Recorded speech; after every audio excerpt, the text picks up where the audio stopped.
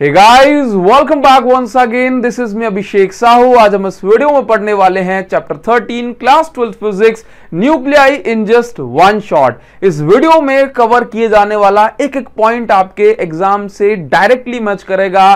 तो इस वीडियो में एक एक बात जो कही जाएगी that will be up to the mark. अगर आप इस वीडियो को एक बार में नहीं देख सकते तो डाउनलोड करके रख लेना, लेकिन ये वीडियो में एक एक बात जो कहेंगे that will be most important for your exams. तो not even a single point should be skipped guys. तो बस इस वीडियो को एंड तक पूरा देखने के बाद आप एक बढ़िया सी फील पाएंगे इस चैप्टर की, दैट इज कॉल्ड न्यूक्लियस। तो सबसे पहले अगर आप चाहते हैं कि आपको बहुत सारे वन शॉट्स मिल जाए, इसी तरह से आपके रिवीजन को आसान बनाए, तो इस वीडियो की डिस्क्रिप्शन में जो लिंक दी जा रही है that should be checked by you guys. तो अभी सबसे पहले हम विदाउट वेस्टिंग और टाइम हम पढ़ेंगे प्रोटॉन न्यूट्रॉन हाइपोथेसिस। देखिए एक्चुअल में क्या हुआ था कि रदरफोर्ड का जो एक्सपेरिमेंट था, उस एक्सपेरिमेंट में हमने पढ़ लिया था कि भाई एक एटम का जो सारा का सारा मास है ये उसके सेंटर पर कलेक्टेड है, सेंटर पर कॉन्सेंट्रेटेड है। उस सारे के सारे मास के बारे में हमें यही पता था कि भाई वो पॉजिटिवली चार्ज्ड है। हमें उस समय तक ये नहीं पता था कि न्यूट्रॉन जैसा भी कुछ होता है, लेकिन जेम्स चैडविक ने अपने एक्सपेरिमेंट में न्यूट्रॉन की डिस्कवरी की और उसके बाद हमें हाइजेनबर्ग ने प्रोटॉन न्यूट्रॉन हाइपोथेसिस दी। मतलब आज हमारे लिए प्रोटॉन सुनना, न्यूट्रॉन सुनना ये बहुत आसान सी बात है, लेकिन उस समय ये बहुत बड़ी बात थी। तो इनकी जो बड़ी सी प्रोटॉन न्यूट्रॉन हाइपोथेसिस है ये आसान शब्दों में हमें सुननी चाहिए। क्लियर है? आज हमारे लिए 6-7 क्लास की चीज है, लेकिन उस समय ये बहुत बड़ी बात थी भैया, बहुत बड़ी बात थी। हाँ ना, तो एक्चुअल में क्या हुआ कि प्रोटॉन न्यूट्रॉन हाइपोथेसिस किसने दी? हाइजेनबर्ग ने 1932 में। इन्होंने क्या कहा? इन्होंने कहा कि भाई देखिए प्रोटॉन और न्यूट्रॉन दोनों न्यूक्लियस के अंदर ही है। ये दोनों क्या है? ये दोनों न्यूक्लियस का बेसिक बिल्डिंग ब्लॉक है। क्या है? इनसे ही मिलकर के जो है एक न्यूक्लियस बनती है। दूसरी बात उन्होंने क्या कही कि एक न्यूक्लियस जिसका मास नंबर ए है। एक्चुअल में मास नंबर हम किसको बोलते हैं? जैसे मान के चलो किसी न्यूक्लियस में प्रोटॉन भी है और न्यूट्रॉन भी है, प्रोटॉन भी है और न्यूट्रॉन भी है। तो अब आप देखेंगे कि ये जो प्रोटॉन और न्यूट्रॉन का जो टोटल कॉम्बिनेशन है, कितने number of proton and neutron है, इसको हम बोलते हैं मास नंबर। अकेले प्रोटॉन कितने हैं, इसको हम बोलते हैं एटॉमिक नंबर। तो जैसे मान के चलिए किसी न्यूक्लियस में 5 प्रोटॉन एंड न्यूट्रॉन टोटल हैं, उसमें से 2 प्रोटॉन हैं, तो न्यूट्रॉन कितने बचे? बोला 3। ठीक है, तो प्रोटॉन को, नंबर ऑफ प्रोटॉन को हम दिखाते हैं किससे? Z से। ठीक, और total number of proton neutron किससे दिखाते हैं? A से। बात समझ में आई ना? नाउ तो क्या कहा जा रहा है? यहां पर कहा जा रहा है कि भाई न्यूट्रॉन का नंबर फिर कितना हो जाएगा, आप मुझे बताइए। तो देखो जरा, मास नंबर में से मैं प्रोटॉन का नंबर हटा दूं तो मतलब A - Z, ये क्या है? Number of neutron.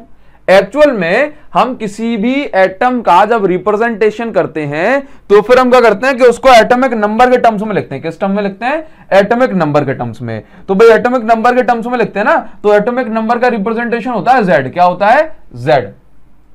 ठीक, जैसे कि हाइड्रोजन का 1 है तो Z = क्या है? 1। तो ये Z क्या बता रहा है? Z बता रहा है एटॉमिक नंबर।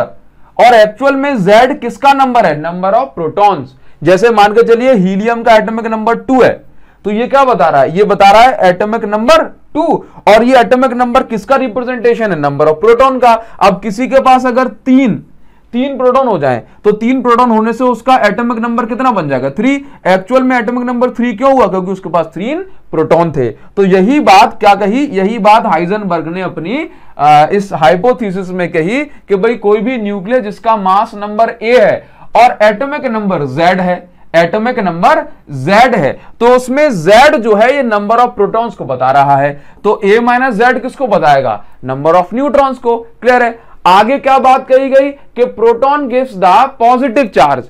बोला प्रोटॉन पॉजिटिव चार्ज देने के लिए रिस्पॉन्सिबल है, और न्यूट्रॉन भी मिल जाए, प्रोटॉन और न्यूट्रॉन दोनों, अकेला प्रोटॉन चार्ज देगा। क्या करेगा? अकेला प्रोटॉन चार्ज देगा, और प्रोटॉन और न्यूट्रॉन टुगेदर मास देंगे। क्लियर है, न्यूट्रॉन के पास चार्ज नहीं होता, तो क्या बोला गया कि प्रोटॉन अकेला क्या देता है, चार्ज के लिए रिस्पॉन्सिबल है, और दोनों इकट्ठे मास, दैट मींस मास की जब बात करेंगे तो दोनों प्रोटॉन प्लस न्यूट्रॉन का मास कैलकुलेट किया जाएगा। चार्ज की जब बात करेंगे तो ओनली प्रोटॉन का चार्ज दिया जाएगा, दैट इज पॉजिटिव। ठीक है, तो आगे की बात क्या है, आगे की बात यह है टू न्यूट्रलाइज, क्योंकि प्रोटॉन के पास पॉजिटिव चार्ज है, तो एक एटम को न्यूट्रल बनाने के लिए there should be total number of electrons equal to the number of proton. तो क्या कही गई कि to neutralize the positive charge of nucleus there should be Z number of electron, Z number of electron, electron कितने होने चाहिए, Z होना चाहिए। क्यों, सो दैट ये जो Z नंबर ऑफ प्रोटॉन होते हैं ना, उसको आप क्या कर सकते हो, न्यूट्रलाइज कर सकते हो। ये थी जो है proton neutron hypothesis. Now we will move on to the next point. अभी देखिए इसी हाइपोथेसिस में कुछ और बातें बताई गई, जैसे कि प्रोटॉन का फंडामेंटल, प्रोटॉन एक फंडामेंटल पार्टिकल है which may be called the nucleus of hydrogen. जैसे कि अगर हम बात करें हाइड्रोजन, हाइड्रोजन के अंदर क्या है भाई, हाइड्रोजन 1H1, हाइड्रोजन के पास जो 1H1 है, इसके पास न्यूट्रॉन नहीं होता, तो हाइड्रोजन के न्यूक्लियस में सिर्फ और सिर्फ क्या है, प्रोटॉन। तो एक प्रोटॉन को आप सिंपल न्यूक्लियस ऑफ हाइड्रोजन भी कह सकते हैं। इसके पास पॉजिटिव चार्ज होता है, कितना होता है, 1.6 इंटू 10⁻⁻19 कूलाम। इसका रेस्ट मास होता है 1.6726 इंटू 10⁻⁻27 kg। हाँ, नाउ इसके बाद क्या कहा गया कि भाई प्रोटॉन भी इलेक्ट्रॉन की तरह स्पिन करता है, और इसका स्पिन एंगुलर मोमेंटम 1/2 होता है। जब आप स्पिन एंगुलर मोमेंटम की कैलकुलेशन करते हैं तो ये 1/2 निकल गया। जैसे इलेक्ट्रॉन स्पिन करता है, वैसे ही कहा गया कि प्रोटॉन भी स्पिन करता है, बट इसका जो स्पिन मोमेंटम है वो कितना है, 1/2। नाउ क्योंकि इसके पास चार्ज है तो इसके पास मैग्नेटिक मोमेंट भी होता है, that is very very smaller than electron. Clear. Now अभी देखिए न्यूट्रॉन के बारे में क्या कहा गया कि न्यूट्रॉन भी फंडामेंटल पार्टिकल है, but it is slightly heavy, है ना। इसका जो मास है ये कैसा है, slightly greater than proton, proton से थोड़ा सा हल्का, थोड़ा सा ज्यादा भारी है। कितना, कभी देखो ये 1.6726 होता है, यहां पर आप देखेंगे 1 पॉइंट नहीं लिखा अपन ने, तो आप लिख लीजिए 1.674। ये 1.672 है ना, तो ये 1.674 इंटू 10⁻⁻27 kg, ये न्यूट्रॉन का मास होता है। आगे क्या दिया गया कि न्यूट्रॉन के पास कोई चार्ज नहीं होता, इसके पास भी जो है इसका स्पिन मोमेंटम होता है, इसके पास भी इसका स्पिन, जो स्पिन करता है ना, इसका स्पिन मोमेंटम होता है कितना, प्रोटॉन के बराबर, दैट मींस 1/2। इसके आगे भी क्या दिया हुआ है, डिस्पाइट बीइंग न्यूट्रल, ये न्यूट्रल होने के बाद भी इनके पास स्मॉल, बहुत छोटा सा मैग्नेटिक मोमेंट होता है। आगे बढ़ेंगे। नाउ कुछ बेसिक टर्म्स हमें इस चैप्टर में पढ़ने हैं। क्या है भाई, न्यूक्लियॉन्स। तो न्यूक्लियस तो हमने सुना है, जो कॉन्सेंट्रेटेड पार्ट है। न्यूक्लियाई हम किसको बोलते हैं, न्यूक्लियस का प्लूरल होता है न्यूक्लियाई, जो इस चैप्टर का नाम है। क्लियर। लेकिन यहां पर क्या है, न्यूक्लियॉन्स। तो एक न्यूक्लियस के अंदर पाए जाने वाले, क्या, एक न्यूक्लियस के अंदर पाए जाने वाले जो पार्टिकल्स होते हैं, दैट इज कॉल्ड न्यूक्लियॉन। जैसे कि एक न्यूक्लियस के अंदर साथ में प्रोटॉन और न्यूट्रॉन रहते हैं, तो इस प्रोटॉन और न्यूट्रॉन को हमने क्या कहा, न्यूक्लियॉन कहा। जैसे कि मतलब तो हम क्या बोल सकते हैं, proton and neutron which are present inside the nucleus collectively, एक साथ उनको क्या कहा जाता है, न्यूक्लियॉन्स। ठीक। अगर प्रोटॉन अकेला भी है न्यूक्लियस के अंदर तो आप उसको न्यूक्लियॉन कह सकते हैं, जैसे कि in case of hydrogen. Clear. Hydrogen के न्यूक्लियस में कौन है, अकेला प्रोटॉन, तो that is called nucleon. Clear है। नाउ चलिए, नाउ तो देखो जरा, तो अगर आपसे कहा जाए क्या है, तो proton and neutron present inside the nucleus is called nucleon. Clear. Now atomic number आपने बता दिया, एटॉमिक नंबर क्या होता है, तो it is the number of proton, जितने नंबर ऑफ प्रोटॉन होंगे उसको हम एटॉमिक नंबर कहते हैं। नेक्स्ट क्या है, नेक्स्ट है मास नंबर। अब मास नंबर क्या है, total number of proton and neutron. भाई प्रोटॉन और न्यूट्रॉन को कितने total number of proton neutron है उसको हम ऐड कर देंगे तो मास नंबर मिल जाएगा। देन क्या है, देन है भाई न्यूक्लियर मास। न्यूक्लियर मास क्या होता है, total mass of proton and neutron. Nuclear mass और मास नंबर अलग अलग चीजें हैं। देखिए न्यूक्लियर मास क्या होता है, प्रोटॉन का मास आपने किया वही कितना 1.672 इंटू 10⁻27 kg। ठीक, अब मान के चलिए किसी न्यूट्रॉन के पास भी मास है, तो इन दोनों मास को ऐड कर दोगे तो आपको न्यूक्लियर मास मिल जाएगा। न्यूक्लियाइड हम किसको बोलते हैं, it is the specific nucleus. किसी पर्टिकुलर किसी स्पेसिफिक न्यूक्लियस को न्यूक्लियाइड कहा जाता है, जैसे कि हाइड्रोजन न्यूक्लियाइड। तो अगर मान के चलिए मुझे रिप्रेजेंट करनी है किसी एक पर्टिकुलर न्यूक्लियस को, तो मैं उसको न्यूक्लियाइड कहूंगा। इसका रिप्रेजेंटेशन कैसे, जैसे कि चलो मैं यहां पर मैं कह देता हूं कि मुझे रिप्रेजेंट करना है 7N14। तो ये क्या है, ये नाइट्रोजन न्यूक्लियाइड कहलाएगी, दिखाई दे रहा है, ये 7N14 का कहलाएगी नाइट्रोजन न्यूक्लियाइड। बेसिकली हम इसका रिप्रेजेंटेशन कैसे करते हैं, ZNA। ये मतलब अगर आपसे कहा जाए कि न्यूक्लियाइड क्या है, तो किसी भी स्पेसिफिक न्यूक्लियस को आप न्यूक्लियाइड कह देते हो, जिसका मास नंबर जो है A होगा, एटॉमिक नंबर उसका Z होगा। आगे बढ़ेंगे, नेक्स्ट क्या दिया हुआ, आइसोटोप, आइसोबार, बहुत छोटे छोटे और बेसिक कॉमन से टर्म्स हैं। अब देखिए जरा आइसोटोप क्या होता है, कई बार बच्चे कंफ्यूजन में आ जाते हैं, भूल जाते हैं बार बार। हाँ देखिए जरा, आइसोटोप क्या, आइसोटोप मतलब प्रोटॉन। ठीक, पकड़ लो इसको, पकड़ लो, आइसोटोप। तो जैसे एक्चुअल में देखो मैं क्या बताऊं कि नेचर में कोई भी जो है एलिमेंट आप देख लो, कोई भी एटम उठा लो, जैसे कि हाइड्रोजन। ठीक, तो जब आप हाइड्रोजन का पूरा एक एलिमेंट उठाओगे, हाइड्रोजन की एक पूरी गैस अगर आप कलेक्ट कर लेंगे, या मान के चलो आपने कैल्शियम ही ले लिया, या आपने कहा कि सर नहीं कैल्शियम नहीं, कार्बन ले लेता हूं, सब जगह प्रेजेंट है, तो अगर आप कार्बन का ही एक बड़ी सी जो है ढेर उठा लेंगे, तो आप देखेंगे कार्बन के एटम उसमें एक टाइप के नहीं है, बहुत टाइप के हैं। जैसे मान के चलो अगर आपके घर में मच्छर घुस गए हैं, तो जरूरी नहीं होता कि वो सारे के सारे मच्छर एक ही स्पीसीज के हों, मतलब स्पीसीज नहीं कहना चाहिए कि भाई एक ही टाइप के हो सकता है कोई डेंगू का हो, कोई मलेरिया का हो, कोई नॉर्मल हो, कोई जो है नर है, कोई मादा है, बात समझ रहे हो। तो कहने का मतलब है कि भाई एक एटम, जो एक एलिमेंट अगर आप कोई ले लोगे, कोई एक ढेर ले लोगे, तो उसमें एक ही एटम के अलग अलग रूप आपको देखने को मिलते हैं।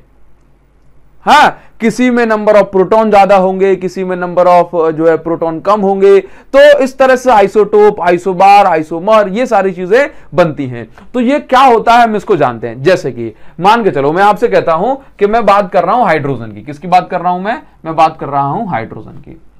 तो क्या कहा मैंने कि भाई घर में मच्छर घुस गए, तो मच्छर भी अलग अलग तरह के हो सकते हैं। भाई उनका एक नाम क्या, बोला मच्छर है, ठीक, लेकिन मच्छर भी अलग अलग टाइप के हो जाएंगे। इसी तरह से भाई इस गैस का नाम क्या बोला आपने, कहा सर हाइड्रोजन है, हाइड्रोजन। ठीक, अब ये हाइड्रोजन में भी अलग अलग जो उसमें जो है टाइप्स मिल जाएंगे, जैसे कि 1H1, मतलब एक हाइड्रोजन ऐसा होगा जिसमें एक प्रोटॉन है, इसमें अच्छा न्यूट्रॉन कितने बोले, इसमें तो न्यूट्रॉन 0 है। ठीक, लेकिन नेचर में ऐसा भी हाइड्रोजन प्रेजेंट होता है जिसके न्यूक्लियस में एक प्रोटॉन होता है और एक न्यूट्रॉन। मतलब अगर मैं इसका न्यूक्लियस ड्रॉ करूं तो इसमें एक प्रोटॉन है। ठीक, चलिए इसमें क्या है भाई, इसका न्यूक्लियस ड्रॉ करूं तो इसमें एक प्रोटॉन है और एक न्यूट्रॉन है, तो इसको क्या बोला 1H2। अब नेचर में ऐसा भी हाइड्रोजन का एटम प्रेजेंट है जिसमें एक प्रोटॉन होता है और 2 न्यूट्रॉन होते हैं, एक प्रोटॉन और 2 न्यूट्रॉन, तो इसको हम बोलते हैं 1H3। इसका आपने नाम भी पढ़ा है, इसका क्या नाम है, इसका नाम है प्रोटियम। इसका नाम क्या है, इसका नाम है ड्यूटेरियम। इसका नाम क्या है, इसका नाम है ट्रीटियम।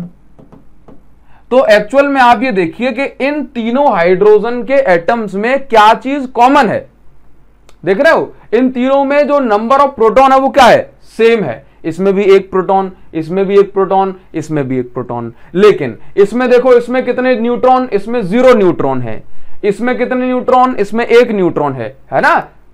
एटॉमिक मतलब मास नंबर में से ये माइनस कर दो मिल जाएगा। इसमें कितने न्यूट्रॉन है, इसमें 2 न्यूट्रॉन है। तो भाई ऐसे न्यूक्लियस, ऐसे एटम्स के न्यूक्लियस को हम आइसोटोप कहते हैं, जिनमें same number of proton, isotope और प्रोटॉन, समझे, प्रोटॉन। ठीक ना, तो कहने का मतलब है ऐसे एटम्स के न्यूक्लियस को हम आइसोटोप कहते हैं जिनमें same number of proton but different number of neutrons हो। क्लियर है? Same number of proton but different number of neutrons हो।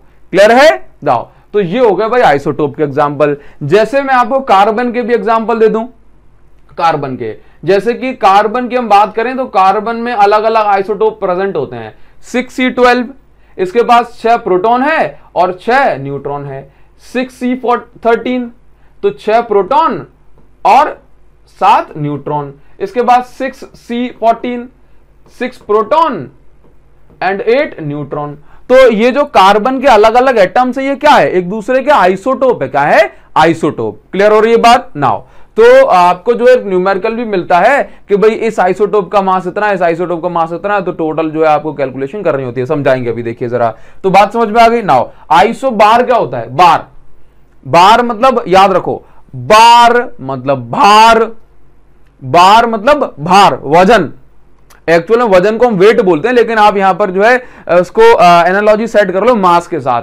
ठीक, तो देखो जरा, जिनका मास नंबर आइसो मतलब सेम हो, वो न्यूक्लियस, वो एटम्स जिनका मास नंबर सेम हो, बाकी दुनिया अलग हो, हमें इससे कोई मतलब नहीं है, उसको हम बोलते हैं आइसोबार।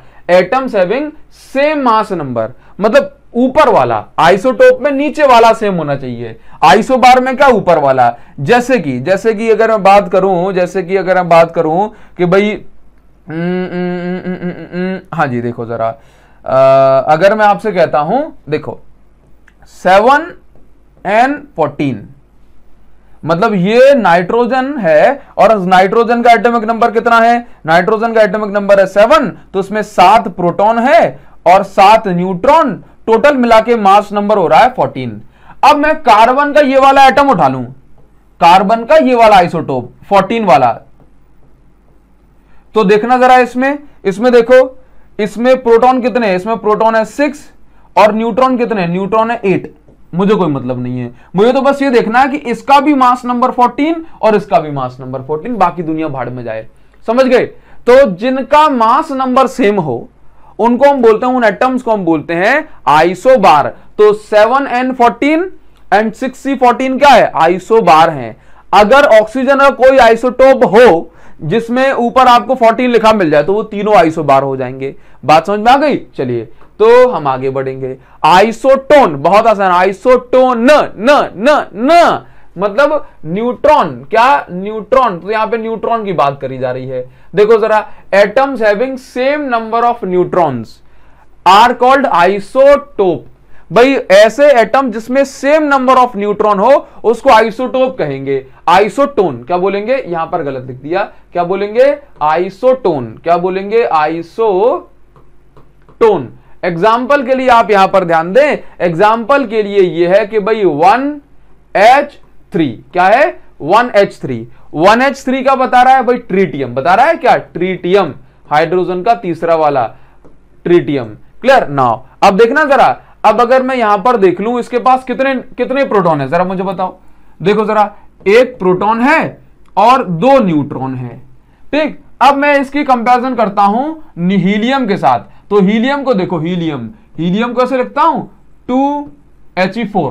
तो इसके पास 2 प्रोटॉन है और 2 न्यूट्रॉन है। तो देखो जरा, ये ट्रीटियम में और हीलियम में दोनों में क्या चीज कॉमन है? सो यू विल फाइंड कि भाई इसमें सर, इसमें भी 2 न्यूट्रॉन है और इसमें भी 2 न्यूट्रॉन है। तो जिसमें सेम नंबर ऑफ न्यूट्रॉन्स होंगे, दैट इज कॉल्ड आइसोटोन। तो उन एटम्स को हम साथ में आइसोटोन कहेंगे। So this tritium and this helium atom is are called isotone. अब आइसोमर देखो, आइसोमर क्या होता है? आइसोमर मतलब वो एटम्स जो एक जैसे ही हो, उनका सब कुछ एक जैसा हो, number of proton, number of neutron, atomic number, mass number, लेकिन प्रकृति में चीजें अलग अलग रूप में पाई जाती हैं। तो भाई आप ये मान के चलिए, आइसोमर हम उन न्यूक्लियाई को बोलते हैं जिनका सब कुछ सेम होता है लेकिन उनकी एनर्जीज अलग अलग होती हैं। एग्जाम्पल के तौर पर मैं आपको बता दूं, जैसे कि कोबाल्ट का 58 आइसोटोप। हाँ, तो इसके बारे में आप देखेंगे, कोबाल्ट का 58 जो हम लेंगे तो उसमें क्या है ना, जिसका मास नंबर 58 नाउ इसमें एक्चुअल में क्या है, इसमें दो आइसोटोप पाए जाते हैं। एक वो आइसोटोप जिसकी हाफ लाइफ बहुत बड़ी होती है, एग्जैक्ट फिगर में बोल रहा हूं, मतलब वो जो अगर डिके होना स्टार्ट करेगा तो एक लंबे समय के बाद जो है वो आधा होगा, समझे, मतलब धीमे धीमे इसका डिके होता है, ठीक। लेकिन कोबाल्ट का एक दूसरा आइसोटोप होता है जिसकी एनर्जी बहुत ज्यादा होने के कारण से यह बहुत ही कम समय में डिके हो जाता है।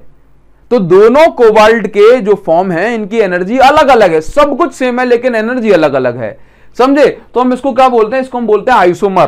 तो जो बहुत ज्यादा एनर्जी वाला है ना उसको हम बोलते हैं मेटास्टेबल स्टेट। क्या बोलते हैं, मेटास्टेबल स्टेट। मुझे उम्मीद है कि आपको समझ में आ रहा होगा। हाँ नाउ देखिए जरा आगे बढ़ते हैं। एटॉमिक मास यूनिट क्या होता है, तो देखो एक्चुअल में क्या होता है कि अभी हम मास मेजर करते हैं किलोग्राम में, ग्राम में। हाँ बोला सर एक क्विंटल खा जाऊंगा, हाँ आप कुछ भी खाओ, अपन को कोई मतलब नहीं। हाँ लेकिन क्या होता है कि भाई एटॉमिक मास यूनिट जो न्यूट्रॉन का मास है, जो प्रोटॉन का मास है, जो न्यूक्लियस का मास है, ये मास बहुत छोटा होता है, ये मास बहुत ज्यादा ही छोटा होता है। तो इस कारण से हम इस मास को डायरेक्ट केजी में रिप्रेजेंट करने की बजाय हमने इसकी एक अलग से यूनिट बना दी और उसको नाम दिया गया एटॉमिक मास यूनिट। अब ये एटॉमिक मास यूनिट क्या होता है हम इसको जान लेते हैं। It is defined as the 1/12 of actual mass of carbon 12 atom. देखो एक्चुअल में कार्बन 12 C12 एटम का मास लिया गया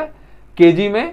C12 एटम का, दैट मीन जो कार्बन का 14 13 नहीं, कार्बन का जो C12 का जो मास है, अगर हम इसका 1/12 करते हैं, C12 का जो भी मास है अगर हम उसका 1/12 पार्ट को देखें तो इसको 1 AMU कहा गया है।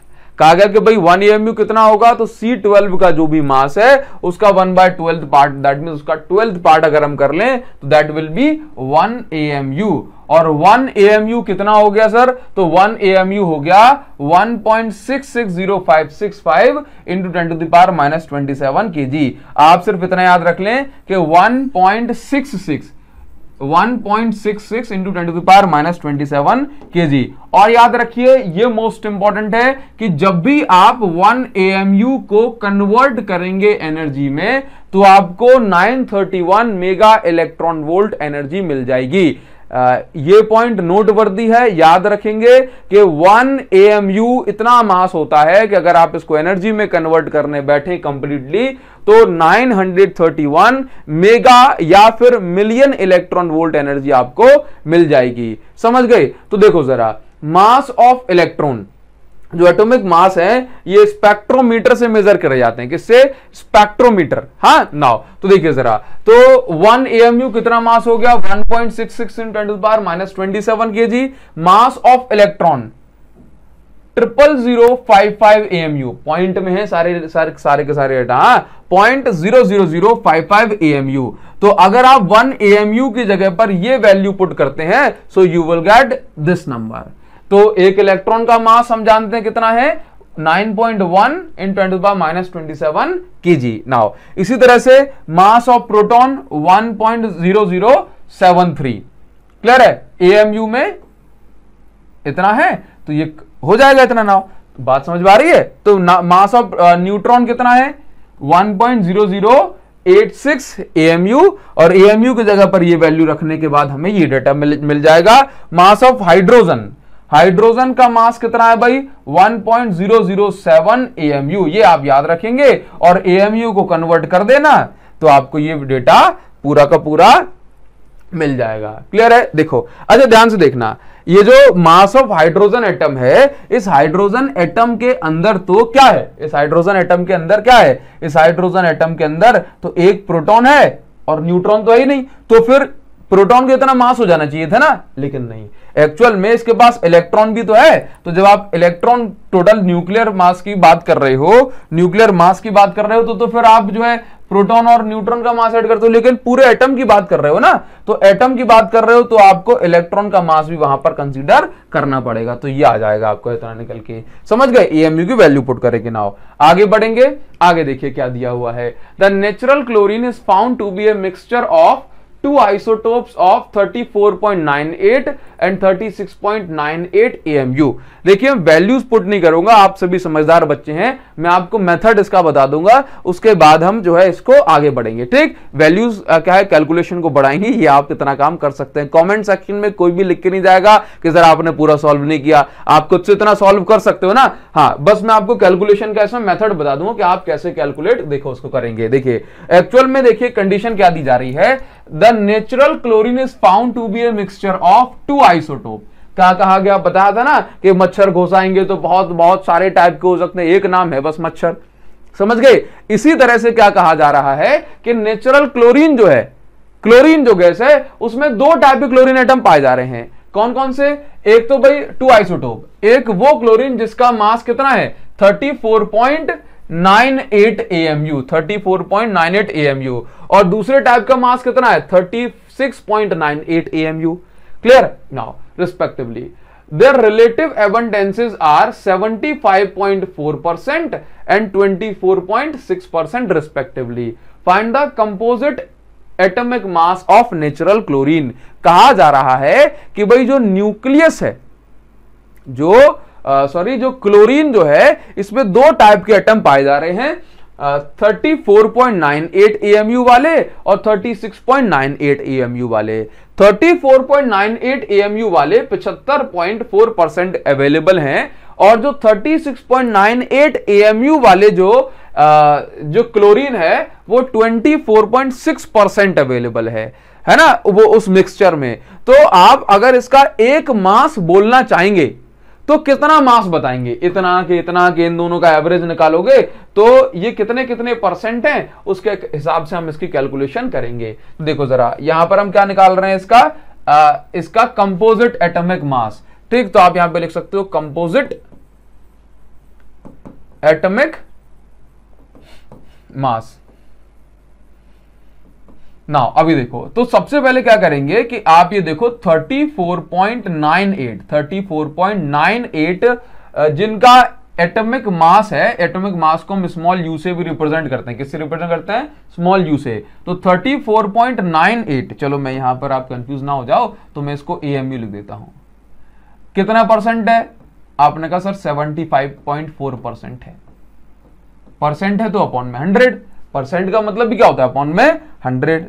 चलो ऐसे देख लो, ये इतना परसेंट, ठीक, प्लस, तो अब मैं अब हटा दूं परसेंट। ठीक, तो अगर मैं परसेंटेज हटाता हूं तो ये अपॉन में 100 आ जाता है, प्लस ये कितना है 36.98 AMU इंटू कितने परसेंट है 24.6% के कारण अपॉन में 100। तो एक्चुअल में क्या मिल गया मुझे, यहां पर 100 एलसीएम ले लूंगा और इसके बाद 34.98 AMU प्लस 36.98 AMU। ठीक, इन दोनों को अगर मैं ऐड करके 100 से डिवाइड कर दूं तो मुझे आंसर मिल जाएगा। अच्छा सॉरी, इनटू भी तो है। ठीक, तो मैं ऐसा कर सकता हूं कि भाई इसको पूरा सॉल्व कर दूंगा। सॉल्व कैसे करेंगे आप जानते हो, इनटू कर देना 0.3498 इंटू 75.4 प्लस 0.3698 इंटू 24.6 इंटू कर दोगे तो आंसर आपका 34.9 अप्रॉक्स 97 अप्रॉक्स इतना ही कुछ आ जाएगा। हाँ, ये आंसर माइंड मत करना आप, तो जो है मैं इसको हटा देता हूं। चलिए, आप तो इसको सॉल्व करने के बाद जो आपका आंसर आ जाए ऐसे मिल जाएगा। क्लियर है, तो इस तरह के और भी क्वेश्चंस आपको मिलेंगे, उसको हम सीखेंगे। चलिए आगे बढ़ते हैं थोड़ा सा। यहां पर देखो एक क्वेश्चन और मैंने लिया हुआ है इसी तरह का, देखिए जरा, न्यूक्लियर साइज। अब हम बात करेंगे जो न्यूक्लियस होता है उसका साइज कितना होता है, ठीक, या फिर हम उसको किस तरह से बता सकते हैं। न्यूक्लियर जो साइज है वो किन फैक्टर्स पे डिपेंड करता है, इनकी भी हम बात करेंगे। तो देखो एक्चुअल में क्या होता है, कलर कौन सा ले लें, ये वाला अच्छा कलर लेंगे इस बार। हाँ नाउ, तो देखो न्यूक्लियर साइज, जो न्यूक्लियस का जो साइज है, तो हमने ये कंसीडर किया कि न्यूक्लियस जो है स्फेरिकल इन शेप है, ठीक, तो और एक दूसरे के साथ क्लोजली पैक है वो। हाँ नाउ, तो हमने ये माना assuming nuclei to be spherical, volumes can be estimated. तो देखिए जरा, तो एक्सपेरिमेंटली ये पाया गया कि जो वॉल्यूम है, this volume is directly proportional to the mass number A. समझ गए, मतलब कितने number of protons and neutrons हैं, ये इस पर जो है वॉल्यूम डिपेंड करेगा। तो देखो जरा, तो volume is directly proportional to mass number A. Volume क्या होता है स्फीयर का, क्योंकि हमने स्फेरिकल कंसीडर किया ना, तो 4/3 pi r cube, where r is the radius of nucleus, हाँ, इनटू ए, मतलब डायरेक्टली प्रोपोर्शनल टू ए। अब ये कांस्टेंट है, तो हमने माना कि जो रेडियस है, ये रेडियस, ये जो आर क्यूब है, देखो 4/3 पाई तो नंबर है ना, तो ये तो कांस्टेंट है, तो रेडियस किस पे डिपेंड कर रही है, मास नंबर पे, ठीक। तो इसके बाद R is directly proportional to A to the power, ये क्यूब है तो यहां पहुंच जाएगा तो पावर हो जाएगी 1/3। इसके बाद ये प्रोपोर्शनलिटी साइन हटाएंगे तो क्या आ जाएगा, एक कांस्टेंट जिसको हम नाम दिया आर नॉट। ये क्या है, कांस्टेंट है R naught to the power, R not into A to the power 1/3। और इस आर नॉट की जो वैल्यू है, this R naught is a constant, और इसकी जो वैल्यू है that is 1.2 fermi, 1.2 fermi, and R naught is equal to 1.2 fermi का मतलब होता है 10 to the power -15 meter. Clear है, ये बात समझ में आई। तो ये क्या हो गई, ये तो हो गई रेडियस। तो रेडियस का फॉर्मूला कैसे निकालेंगे, R not into A to the power 1/3। जैसे अगर किसी तो आप यहां पर देख रहे हो कि रेडियस किस पे डिपेंड कर रही है, रेडियस कितनी होगी, रेडियस होगी, रेडियस मास नंबर पर डिपेंड कर रही है, और कितनी होगी, R not into A to the power 1/3 करके निकाल लेंगे। जैसे अगर आपको दे दिया जाए ना कि अच्छा प्रोटॉन न्यूट्रॉन का साइज छोटा बड़ा नहीं होता, जितना साइज प्रोटॉन का हाइड्रोजन में उतना ही यूरेनियम में होगा, उतना ही थोरियम में होगा, समझ गए ना। तो इसलिए इन सारे ये जो टर्म्स हैं ये फिक्स रहते हैं। क्लियर। नाउ आगे बढ़ेंगे, इसमें न्यूक्लियर डेंसिटी, यहां पर एक और जरूरी पॉइंट आपको मिलता है। देखो जरा क्या दिया हुआ है, ये थोड़ा सा बुक की हेडिंग है, आप इसको पढ़ सकते हैं, अदरवाइज मैं आपको डायरेक्ट बता दूं। एक्चुअली न्यूक्लियर डेंसिटी, डेंसिटी क्या होता है, डेंसिटी होता है mass upon volume, mass upon volume. अब आप मुझे ये बताओ कि कितना मास हो सकता है, तो यहां पर क्या है, यहां पर है मास ऑफ न्यूक्लियस, यहां पर क्या है बताओ मुझे जरा, यहां पर है mass of nucleus upon volume of nucleus, of nucleus. बात समझ में आ रही है। अब मास ऑफ न्यूक्लियस कैसे निकालोगे, तो देखो जरा मास ऑफ न्यूक्लियस कैसे निकालोगे, तो भाई मैंने कहा कि यहां पर जो है टोटल मास कितना हो जाएगा, टोटल मास कितना हो जाएगा, तो देखो जरा एक्चुअल में आपने कहा मास नंबर, मास नंबर ए हो गया, इनटू कर दो आप इसमें स्मॉल एम का। स्मॉल एम क्या है, मास ऑफ न्यूक्लियन आप मान लें, क्या है स्मॉल एम, क्या है स्मॉल एम है मास ऑफ न्यूक्लियन। जैसे कि आप यहां पर देखिए स्मॉल एम नहीं दिखा है, let A is the mass number, R is the radius, small M is the average mass of nucleus. मिल गया, ठीक। तो आपने क्या कहा, दिखा है ना, small M is the average mass of nucleon. Clear. Now तो M A upon volume of nucleus कितना हो जाएगा, ए क्या है मास नंबर, एम क्या है मास ऑफ न्यूक्लियन, तो 4/3 पाई आर क्यूब। अब इस आर के प्लेस पर आप क्या पुट करोगे, 4/3 पाई आर के प्लेस पर अभी निकाला है R not into A by R not into A, और ए के ऊपर पावर 1/3 और इसके ऊपर आ जाएगा क्यूब। तो क्यूब आने से क्या हो जाएगा, क्यूब आने से कुछ ऐसा हो जाएगा, M A upon 4/3 pi R naught के ऊपर क्यूब, और ए इसके ऊपर 1/3 पावर थी तो क्यूब से ये हट जाएगा, तो यहां से ए से ये कट जाएगा। तो आप देखेंगे जो फाइनल जो रिजल्ट है ये बन रहा है, जो डेंसिटी है इसको हमने रो से रिप्रेजेंट कर दिया, तो m upon 4/3 pi into R naught cube.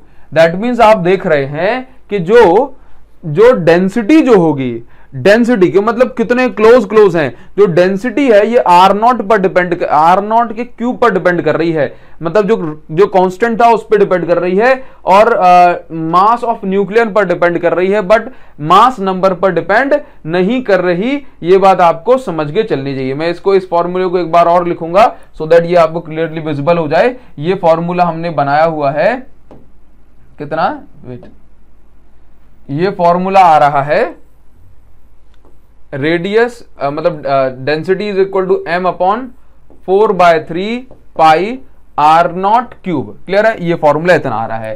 That means जो न्यूक्लियर डेंसिटी है this is independent of mass number. लिखा है कहीं this is independent of mass number, और आप देखेंगे यहां पर और कुछ लिखा हुआ है नहीं। तो अगर आप रेडियस डेंसिटी निकालना चाहते हो तो आप इन वैल्यूज को पुट करेंगे और आपको रेडियस डेंसिटी मतलब सॉरी न्यूक्लियर डेंसिटी मिल जाएगी। तो न्यूक्लियर डेंसिटी सभी न्यूक्लियस के लिए सेम है।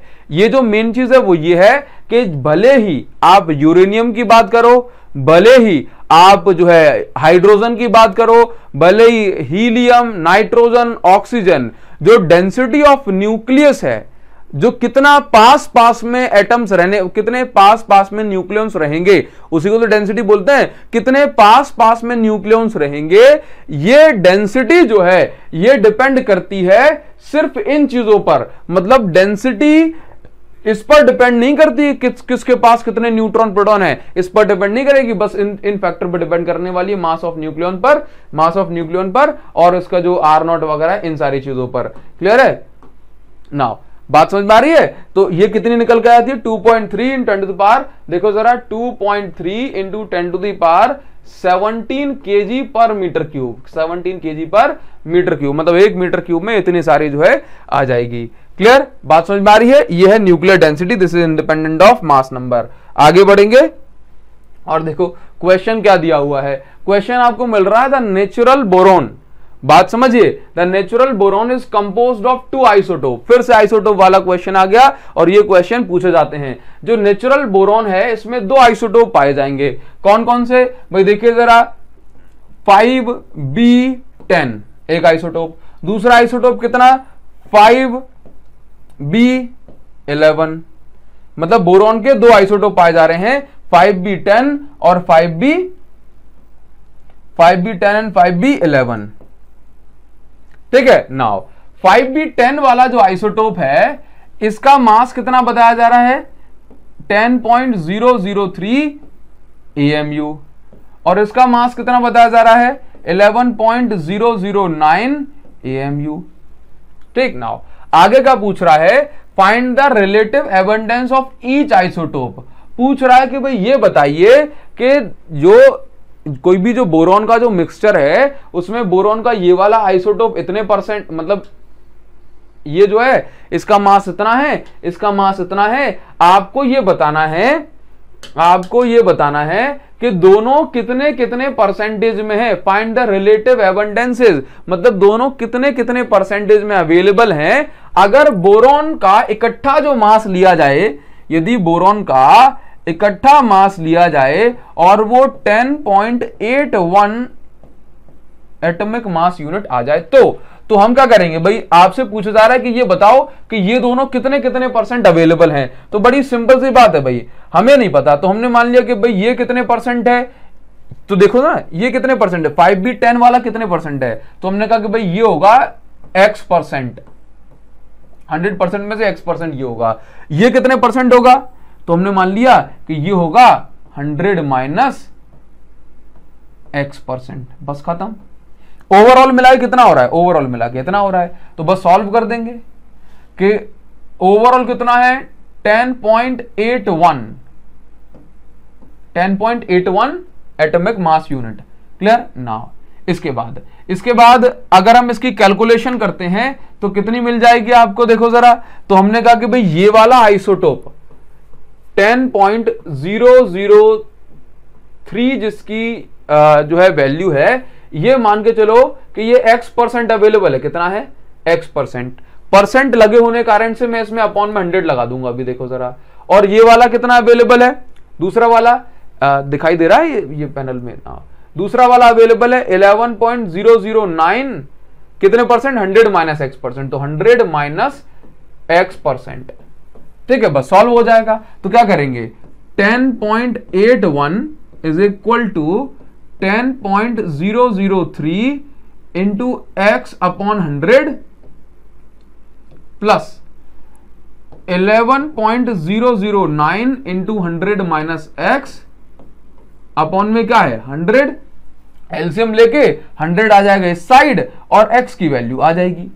बात समझ में आ रही है? X की वैल्यू आपकी आनी चाहिए 19.8%। तो अगर x की वैल्यू 19, क्योंकि मैं इससे पहले जब मैंने इस क्वेश्चन को लिया था तो खुद भी तो करा होगा ना, तो बोला सर जो है चीटिंग करके आया है, नहीं तो सॉल्व करना ही पड़ेगा ना। तो x की वैल्यू आपकी अप्रोक्स 19.8% आ जाएगी जहां तक मुझे याद है। अगर कुछ और आंसर होगा तो आप कमेंट करके बताएंगे। तो इसका मतलब यह है कि ये जो 5B10 है ये 19.8% होगा, और बाकी का जो बचा हुआ है दूसरा वाला, फिर ये कितने परसेंट आ जाएगा, ये हो जाएगा आपका, ये हो जाएगा आपका कितने परसेंट, 80.2%। इतने बचेगा ना, तो ये आपका आंसर बचेगा। मतलब x की वैल्यू 19.8 आनी चाहिए, आ जाएगी। इतना तो कर सकते हो। कमेंट सेक्शन में लिख के मत जाना बिल्कुल भी कि सर आपने कैलकुलेशन नहीं की। हाँ, बहुत सारे बच्चे बहुत सारे वीडियोस में इस तरह की बातें लिख देते हैं, वो दिल को बड़ी चुभ जाती हैं। ठीक है, देखिए तो क्या करना है, आगे हम बढ़ेंगे और इस तरह के क्वेश्चन की आप प्रैक्टिस करेंगे। कितना टाइम हो गया भाई, 40 मिनट की वीडियो हो गई है नाउ। तो डिस्कवरी ऑफ न्यूट्रॉन, भाई न्यूट्रॉन की डिस्कवरी कैसे हुई इस पर हम थोड़ी डिस्कशन कर लेते हैं। देखिए एक्चुअल में क्या है कि जेम्स चैडविक ने एक्सपेरिमेंट किया। एक्सपेरिमेंट बड़ा ही सिंपल सादा सा था कि इन्होंने क्या किया कि भाई देखिए जरा यहां पर जो है कलर हम चेंज करेंगे। देखो क्या बात हुई कि एक अल्फा पार्टिकल का सोर्स लिया गया। ऑल्दो डिस्कवरी से आपको बहुत लेना देना नहीं है, लेकिन फिर भी मैं आपको बता दूं कि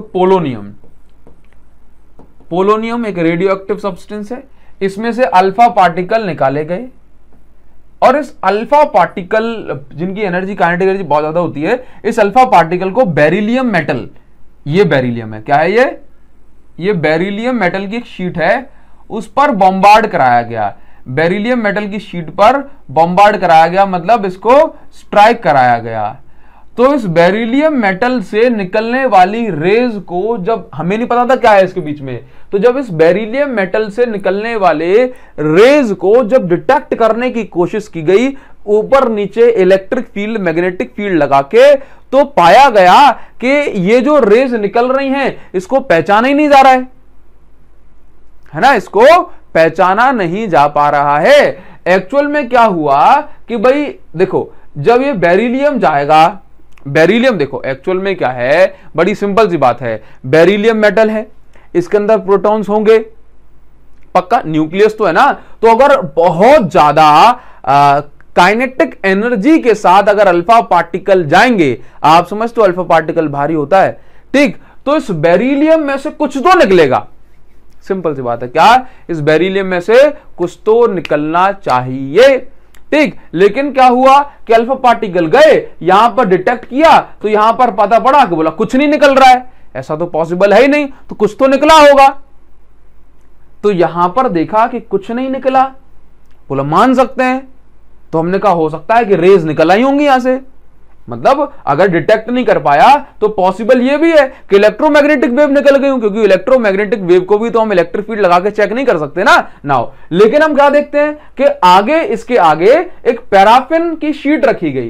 पैराफिन एक हाइड्रोजन रिच मटेरियल होता है, क्या हाइड्रोकार्बन रिच, मतलब इसके अंदर बहुत सारे हाइड्रोजन, मतलब हाइड्रोजन एक बहुत अच्छी क्वांटिटी में पाए जाते हैं। तो जब ये रेज जाकर के इस पैराफिन शीट पर पड़ती है या वैक्स की शीट पर पड़ती है, तो इसमें से प्रोटॉन निकलते हैं जो जिसको डिटेक्ट कर लिया। तो प्रोटॉन के पास तो चार्ज है, प्रोटॉन तो हाल डिटेक्ट हो जाएंगे, समझे। तो पाया गया कि अगर इलेक्ट्रोमैग्नेटिक वेव आई होती तो धक्का देके प्रोटॉन थोड़ा निकाल देती, समझे ना। तो उसका मतलब है कि जरूर इसमें से कोई पार्टिकल निकला जिसमें प्रोटॉन को धक्का दिया और तब जाकर के डिटेक्ट कर पाया। तब जाकर के इन पार्टिकल्स का नाम रखा गया न्यूट्रॉन। क्या बोला, ये न्यूट्रल पार्टिकल्स हैं। कैसे हैं बोला, इस बेरिलियम शीट में से पार्टिकल निकले हैं, अगर पार्टिकल नहीं निकले होते तो इस वैक्स की शीट में से प्रोटॉन नहीं निकलते, क्योंकि रेज में इतनी ताकत नहीं है कि न्यूक्लियस में से प्रोटॉन को निकाल दे, समझे। नॉर्मल कि भाई डायरेक्ट इतना जाए और जो एक मेटल में से न्यूक्लियस जो है डायरेक्ट जब भी हम स्ट्राइक कराएं और प्रोटॉन वोटॉन निकलते हुए चले जाएं, समझे ना नाउ। तो ये जो रिएक्शन है, ये रिएक्शन हमें याद रखनी चाहिए, ये हमारे जरूर काम की है। 2He4 + 4B9 gives you 0 neutron. 0 neutron मतलब न्यूट्रॉन के ऊपर चार्ज 0 होता है और इसका मास नंबर तो है ही 1 एंड दिस C612। क्लियर है नाउ, आगे बढ़ेंगे। तो डिस्कवरी ऑफ न्यूट्रॉन के बाद न्यूट्रॉन की कुछ प्रॉपर्टीज दी गई। क्या प्रॉपर्टीज है भाई, तो neutrons are slightly heavier than proton. Neutron क्या है, प्रोटॉन से थोड़ा सा हैवी है, और कितना हैवी है ये हमने वीडियो के स्टार्टिंग में पढ़ लिया था। Clear now, the number of proton is equal to the number of neutron in the nucleus, और मतलब प्रोटॉन का जो न्यूट्रॉन का जो नंबर होगा ये प्रोटॉन के बराबर भी हो सकता है, और नंबर ऑफ न्यूट्रॉन्स जो होंगे ये ज्यादा भी हो सकते हैं। आगे क्या लिखा है, और नंबर ऑफ न्यूक्लियस की जगह नंबर ऑफ न्यूट्रॉन करना चाहिए, और जो न्यूट्रॉन का जो नंबर है ये ज्यादा भी हो सकता है, याद रखेंगे। If number of neutron gets more than the number of proton in excess the nucleus, then particle becomes radioactive and breaks up to release alpha particle of beta rays। हाँ, देखिए क्या कहा जा रहा है कि अगर नंबर ऑफ न्यूट्रॉन जो है बहुत ज्यादा हो जाते हैं, जैसे कि हम बात करते हैं यूरेनियम 92 235 में, हाँ यूरेनियम 92 238, मतलब जो हैवी न्यूक्लियस होते हैं उनके अंदर जो न्यूट्रॉन का नंबर होता है प्रोटॉन से बहुत ज्यादा होता है। देखो सच्चाई क्या है कि ऐसे मान के चलो कि हम यूरेनियम की बात करें तो यूरेनियम 92 235 की चलो मैं बात कर लेता हूं, तो एक्चुअल में होता क्या है कि इसके अंदर 92 प्रोटॉन है तो 92 न्यूट्रॉन होने चाहिए, तो जो ओवरऑल कितना हो जाएगा 184 हो जाएगा। लेकिन एक्चुअल में क्या हो रहा है कि इसमें 92 से बहुत ज्यादा मतलब 6 16 35 मतलब 51, तो मतलब इसमें 92 प्रोटॉन है, 92 प्रोटॉन, और बाकी के क्या है, बाकी के मतलब 51 न्यूट्रॉन्स ज्यादा हैं प्रोटॉन से, बाकी के न्यूट्रॉन है, तो ये न्यूक्लियस बहुत भारी हो जाता है, जिसके कारण से इसको तोड़ना डिके करना ये सारी चीजें इसके लिए बहुत आसान हो जाती हैं। तो मतलब जब भी न्यूट्रॉन बहुत ज्यादा हो जाएंगे न्यूक्लियस के अंदर प्रोटॉन के नंबर से, तो उस जो है न्यूक्लियस में टूटना स्टार्ट हो जाएगा, दैट मींस रेडियोएक्टिव डिके होने लग जाएगी उसमें। क्लियर है now, neutron has penetrating power greater than gamma rays, मतलब न्यूट्रॉन की जो पेनिट्रेटिंग पावर है ये गामा रेज से भी ज्यादा होती है, तभी हम जो है न्यूट्रॉन को इंसिडेंट करा के रेडियोएक्टिव डिकेज फिजन वगैरह ये करा सकते हैं। क्लियर है नाउ, आगे बढ़ेंगे। अभी इसके बाद हम पढ़ेंगे न्यूक्लियर फोर्सेस जो है, न्यूक्लियर फोर्सेस क्या होते हैं और इसके जो है ना वेरियस प्रॉपर्टीज क्या क्या है। देखो एक चीज मैं आपको बता दूं कि भाई आपने जो अभी तक पढ़ा है कि similar charges repel each other and opposite charges attract each other, ये जो रूल है ये रूल न्यूक्लियस के बाहर के लिए वैलिड है, मतलब ये रूल जब एप्लीकेबल होता है जब डिस्टेंस जो है थोड़ी सी बड़ी है। कितनी बड़ी होना चाहिए, आप ये मान के चलिए कि अगर डिस्टेंस जो है 4 फर्मी से, डिस्टेंस यदि 4 फर्मी 3 to 4 फर्मी आप अप्रॉक्स मान के चलें कि यदि डिस्टेंस 4 फर्मी से ज्यादा है तो उस केस में आप ये कंसीडर करेंगे कि वहीं पर जो है कूलाम्बिक फोर्स लगेगा, अदरवाइज इससे छोटी डिस्टेंस पर दैट मींस अप्रॉक्स 0.4 फर्मी आप मान लें कि अगर डिस्टेंस 0.4 फर्मी, ये तो बहुत ही कम हो गई, अगर डिस्टेंस 0.4 फर्मी से 0.4 फर्मी से 4 फर्मी तक, एक मोटा फिगर में ले लिया 4 फर्मी तक लाई कर रही है, तो अट्रैक्टिव फोर्स लगेगा हर चीज के बीच में, चाहे वो प्रोटॉन प्रोटॉन हो, चाहे वो प्रोटॉन न्यूट्रॉन हो, चाहे वो न्यूट्रॉन न्यूट्रॉन हो, चाहे कुछ भी हो, वहां पर हमेशा अट्रैक्टिव फोर्स लगेगा। तो force between the strong attractive force between nucleons of nucleus is called nuclear force.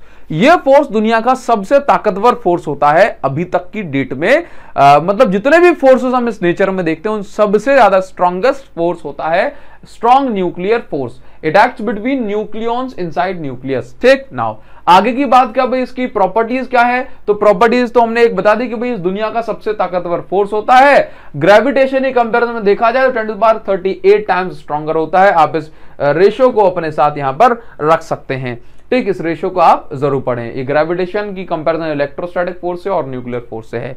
ठीक, नाउ अभी देखिए शॉर्ट रेंज फोर्स, ये जो फोर्स है ये शॉर्ट रेंज फोर्स है। हमने बता दिया आपको कि अगर डिस्टेंस इससे ज्यादा बड़ी हो जाएगी ना 4 फर्मी से ज्यादा, तो ये पॉजिटिव नेगेटिव अट्रैक्ट वाला कॉन्सेप्ट लगेगा, अदरवाइज न्यूक्लियर फोर्स जो होता है ये शॉर्ट रेंज फोर्स होता है, ये छोटी डिस्टेंस तक ही वैलिड होता है, इसके बाहर नहीं। चलिए चार्ज इंडिपेंडेंट कैरेक्टर, इसके पास चार्ज इंडिपेंडेंट कैरेक्टर होता है। चार्ज इंडिपेंडेंट कैरेक्टर का मतलब है कि भाई ये जो होता है चार्ज पे डिपेंड नहीं करता। अगर इतनी डिस्टेंस के बीच में अप्लाई कर रहे हो तो सारे के सारे पर एक ही फोर्स लगेगा, ठीक है, दैट विल बी अट्रैक्शन और रिपल्जन। नाउ रिपल्जन कब होगा इसको हम ग्राफ से समझते हैं। सैचुरेशन इफेक्ट ये कहता है, सैचुरेशन इफेक्ट ये कहता है कि जो न्यूक्लियस है ये सिर्फ अपने सराउंडिंग न्यूक्लियस पर ही फोर्स लगाएगी। जैसे कि अगर ये प्रोटॉन हो गया तो ये ऐसा नहीं बोला ये यहां बैठा है, अब ये वहां आके जो है अंकल बुला रहे होंगे उसको वहां फोर्स लगाएगा, तो ये यहां पर है ना, तो इसके सराउंडिंग में जो भी है, मतलब ये सिर्फ नेबरिंग एटम्स, नेबरिंग न्यूक्लियस पर ही फोर्स लगाएगा, सब पे नहीं। इसको हम बोलते हैं सैचुरेशन इफेक्ट। देख रहे हो, नेबरिंग न्यूक्लियस पे फोर्स लगाएगा। नाउ आगे की बात क्या है, आगे की बात यहां पर यह कि नॉन सेंट्रल फोर्स है। नॉन सेंट्रल फोर्स का मतलब यह हुआ कि यहां पर जो है ऐसा नहीं है कि सिर्फ सेंटर टू सेंटर अट्रैक्शन होगा, बोलो तुम मेरे पास में हो ना, पड़ोसी हो ना, बोले चिपके रहो, समझे ना, बात समझ के चलो, ठीक। तो ये नॉन सेंट्रल फोर्स है, it does not act along the line joining, it does not act along the line joining there centres. Spin dependent character है। स्पिन डिपेंडेंट कैरेक्टर का मतलब होता है कि भाई अगर दो न्यूक्लियॉन्स पैरेलल स्पिन कर रहे हैं तो उनके बीच में स्ट्रॉन्गर फोर्स लगेगा, ठीक, और अगर वो एंटी पैरेलल है तो थोड़ा सा कम हो जाएगा। नाउ इसको हम बोलते हैं स्पिन डिपेंडेंट कैरेक्टर। आगे बढ़ेंगे थोड़ा सा, अभी देखिए वेरिएशन कर्व हम समझते हैं कि मतलब जो अट्रैक्शन फोर्स है या न्यूक्लियन जो न्यूक्लियर फोर्स है ये किस तरह से डिस्टेंस पर डिपेंड करता है। तो अगर आप यहां पर देखें ये कर्व है, इस कर्व में अगर मैं यहां पर आपको ड्रॉ करके दिखाऊं तो इस कर्व में दो एक्सिस दिखाई जा रही हैं। इस एक्सिस पर बताई जा रही है पोटेंशियल एनर्जी और इस एक्सिस पर बताई जा रही है न्यूक्लियर डिस्टेंस। तो मैं आपको बता दूं कि इसमें जो कर्व है वो कुछ इस तरह का बन रहा है। अब अगर आप यहां पर देखेंगे तो इस कर्व में ये देख रहे हो, जहां पर ये टकरा रहा है, जहां पर ये इस पॉइंट पे स्ट्राइक कर रहा है, ये डिस्टेंस है 0.8 फर्मी। ये देखिए इसके ऊपर यहां पर देख रहे हो पोटेंशियल एनर्जी 0 है, इसके ऊपर रिपल्सिव फोर्स लग रहा है और नीचे अगर आप जाओगे तो आपको अट्रैक्टिव फोर्स लगेगा, ठीक। तो अट्रैक्टिव फोर्स, ये जो पूरा ग्राफ है इससे नीचे नहीं जा रहा है तो इससे ज्यादा अट्रैक्टिव फोर्स नहीं लगेगा। 0.8 फर्मी पर अट्रैक्टिव फोर्स मैक्सिमम है। इसके बाद अगर आप डिस्टेंस कम करोगे, डिस्टेंस और मतलब दो न्यूक्लियॉन्स के बीच के डिस्टेंस है, अगर आप ये दो न्यूक्लियॉन्स के बीच के डिस्टेंस और कम करोगे तो अट्रैक्टिव फोर्स जो है, देख रहे हो, अट्रैक्टिव फोर्स मैक्सिमम की जगह ये 0 पर पहुंचेगा, मतलब ये कम होते चला जाएगा। उसके बाद अगर आप डिस्टेंस को इससे भी कम कर दोगे तो अट्रैक्टिव फोर्स रिपल्सिव में कन्वर्ट हो जाएगा, समझ गए। तो अगर आप इन पॉइंट्स को पढ़ेंगे तो आपको मिलेगा, पहली बात देखिए जरा, यदि डिस्टेंस जो है आपकी R नॉट किस डिस्टेंस को बोला, इसको, ये कितनी है अप्रॉक्स 0.8 फर्मी, क्लियर है, 0.8 फर्मी। तो यदि ये लिखा हुआ है, यदि डिस्टेंस R0 से कम है तो उस केस में अट्रैक्टिव फोर्स जो होगा, अट्रैक्शन फोर्स क्या होगा, यहां पर कहीं लिखा होगा मैक्सिमम होगा, अपन ने बात तो करी ली है, क्लियर है नाउ। और जैसे जैसे आप 4 फर्मी देख रहे हो, 3 to 4 फर्मी पहुंच रहे हो तो अट्रैक्टिव फोर्स कितना 0 पे पहुंच रहा है, ठीक। और अगर आप इससे कम होते चले जाओगे तो अट्रैक्टिव फोर्स फिर से जो है 0 पे पहुंच चला जाएगा। एक चीज और बता दें कि if distance is less than R0, अगर ये डिस्टेंस R0 से भी छोटी है तो उस केस में पोटेंशियल एनर्जी जो है बढ़ने लगती है। क्या पोटेंशियल एनर्जी क्या होने लगती है, पोटेंशियल एनर्जी बढ़ने लगती है, ठीक। डिस्टेंस कैसी है, डिस्टेंस अगर R0 से मतलब इससे भी छोटी है तो पोटेंशियल एनर्जी बढ़ेगी। पोटेंशियल एनर्जी क्या हो जाएगी, जितने क्लोज आते जाओगे पोटेंशियल एनर्जी और ज्यादा बढ़ती चली जाएगी, क्लियर। इस तरह की बातें हैं इसमें, आप इसको ध्यान से अब समझ लेना, ठीक। चलिए आगे बढ़ेंगे, आइंस्टाइन मास एनर्जी इक्विवेलेंस। भाई देखो आइंस्टाइन की बात को 1 मिनट में समझा पाना तो पॉसिबल नहीं है, लेकिन इस चैप्टर के लिए जितना जरूरी है हम उतने की बात समझ लेते हैं। बात समझ रहे हो, देखो क्या बात है कि आइंस्टाइन मास एनर्जी इक्विवेलेंस क्या कहती है, सिंपल सी बात यह है कि जो भी mass, if it is even at rest then it has some energy. हाँ, तो जो भी मास है आप उस मास को कंप्लीटली एनर्जी में कन्वर्ट कर सकते हैं और इस मास से जो भी एनर्जी मिलेगी that can be calculated using formula mc², ठीक। Where m is the rest mass, c is the speed of light, और स्पीड ऑफ लाइट की जो वैल्यू है ये आप जानते ही हो। तो एक्चुअल में जो कैलकुलेशन है वो आप कैसे करेंगे, E is equal to mc² से आप कैलकुलेशन करेंगे। तो जैसे मान के चलो कि यहां पर 1 AMU कैलकुलेशन करते हैं, चलो मैं यहां पर पेन चेंज कर लेता हूं। तो मान के चलो अगर आप 1 AMU को कन्वर्ट करते हो, ये पूछा था 1 ग्राम नहीं पूछा था, 1 ग्राम पूछा है तो आप निकाल लेंगे। तो कैसे निकालते हैं, तो 1 AMU की कैलकुलेशन करते हैं तो कैसे निकालोगे? 1 AMU कितना होता है? 1.66 इन 10 to the power -27 kg minus 27 kg।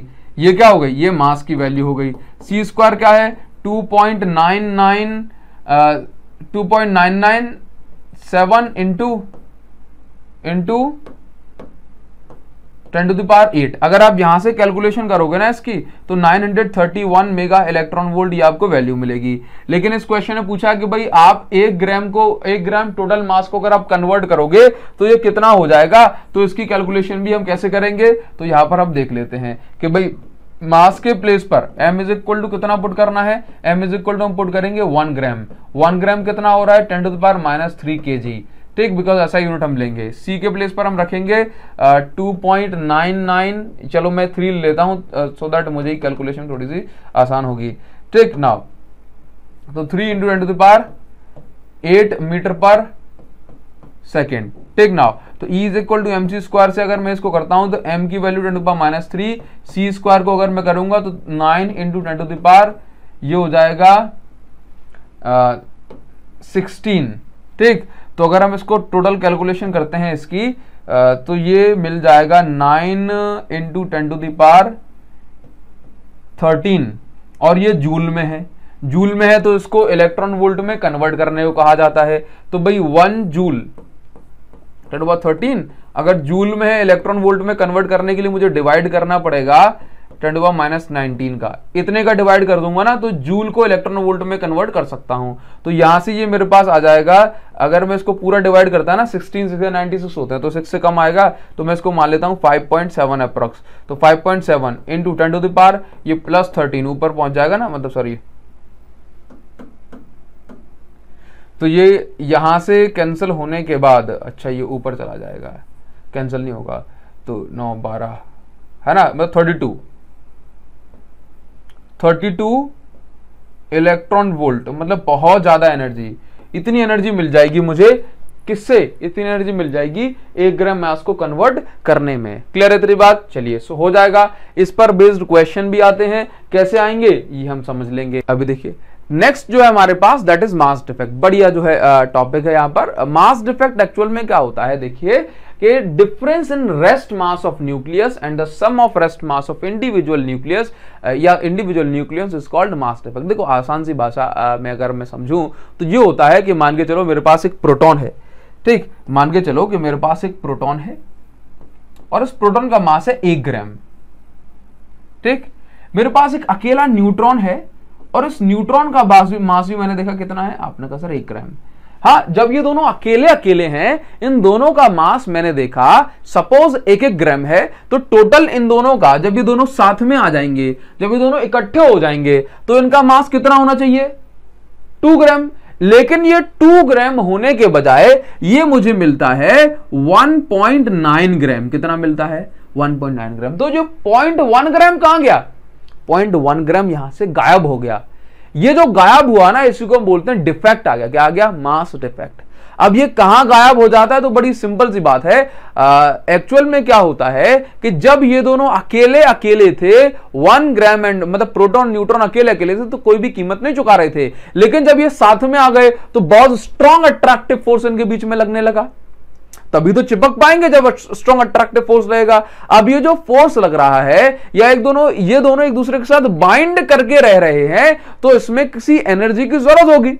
अब ये एनर्जी कहां से मिलेगी? भाई इनके कोई पापा तो नहीं बोला पापा पैसे निकालो, बात समझ रहे हो ना? तो कहने का मतलब ये है कि जब ये दोनों अकेले अकेले थे तो इनके पास इनका पूरा पूरा मास था, लेकिन जब ये दोनों साथ में आए तो फिर चिपक के रहने लगे। अब वो जो चिपक के रह रहे हैं तो उस केस में इनका जो मास है ये कम हो गया। तो ये मास कहां गया? मास इसका जो है वो एनर्जी में कन्वर्ट हो गया। किस में कन्वर्ट हो गया? एनर्जी में। और यही एनर्जी इनको बाइंड करके रखी है, तो इस एनर्जी को हम बोलते हैं बाइंडिंग एनर्जी। ये जो मास आया ये किस कारण से आया? This mass is due to binding energy.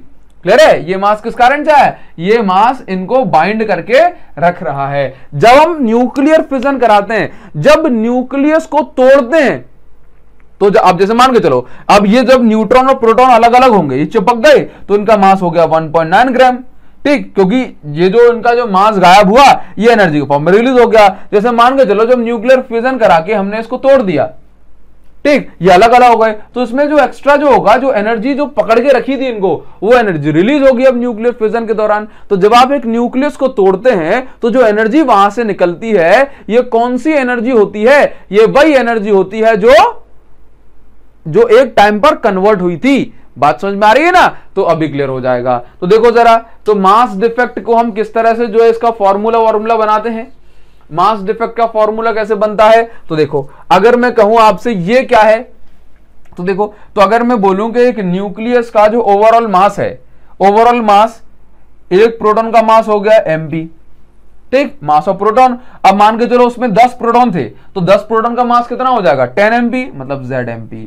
चलिए, प्लस न्यूट्रॉन भी थे उसमें कुछ, तो न्यूट्रॉन का के लिए क्या होता है? a माइनस जेड, इतने न्यूट्रॉन थे, और फिर ये mn। तो मतलब अगर मैं अकेला अकेला देख रहा हूं तो ये 1 ग्राम, ये 1 ग्राम, माइनस 1.9 ग्राम, मतलब मैंने दोनों कंबाइंड करके टोटल तोला तो कितना मिलके आ गया? माइनस, तो कितना आ गया? m मास आ गया। अब इन दोनों का जो अंतर आया था, डेल m 0.1 ग्राम आया था, तो ये हो गया मास डिफेक्ट।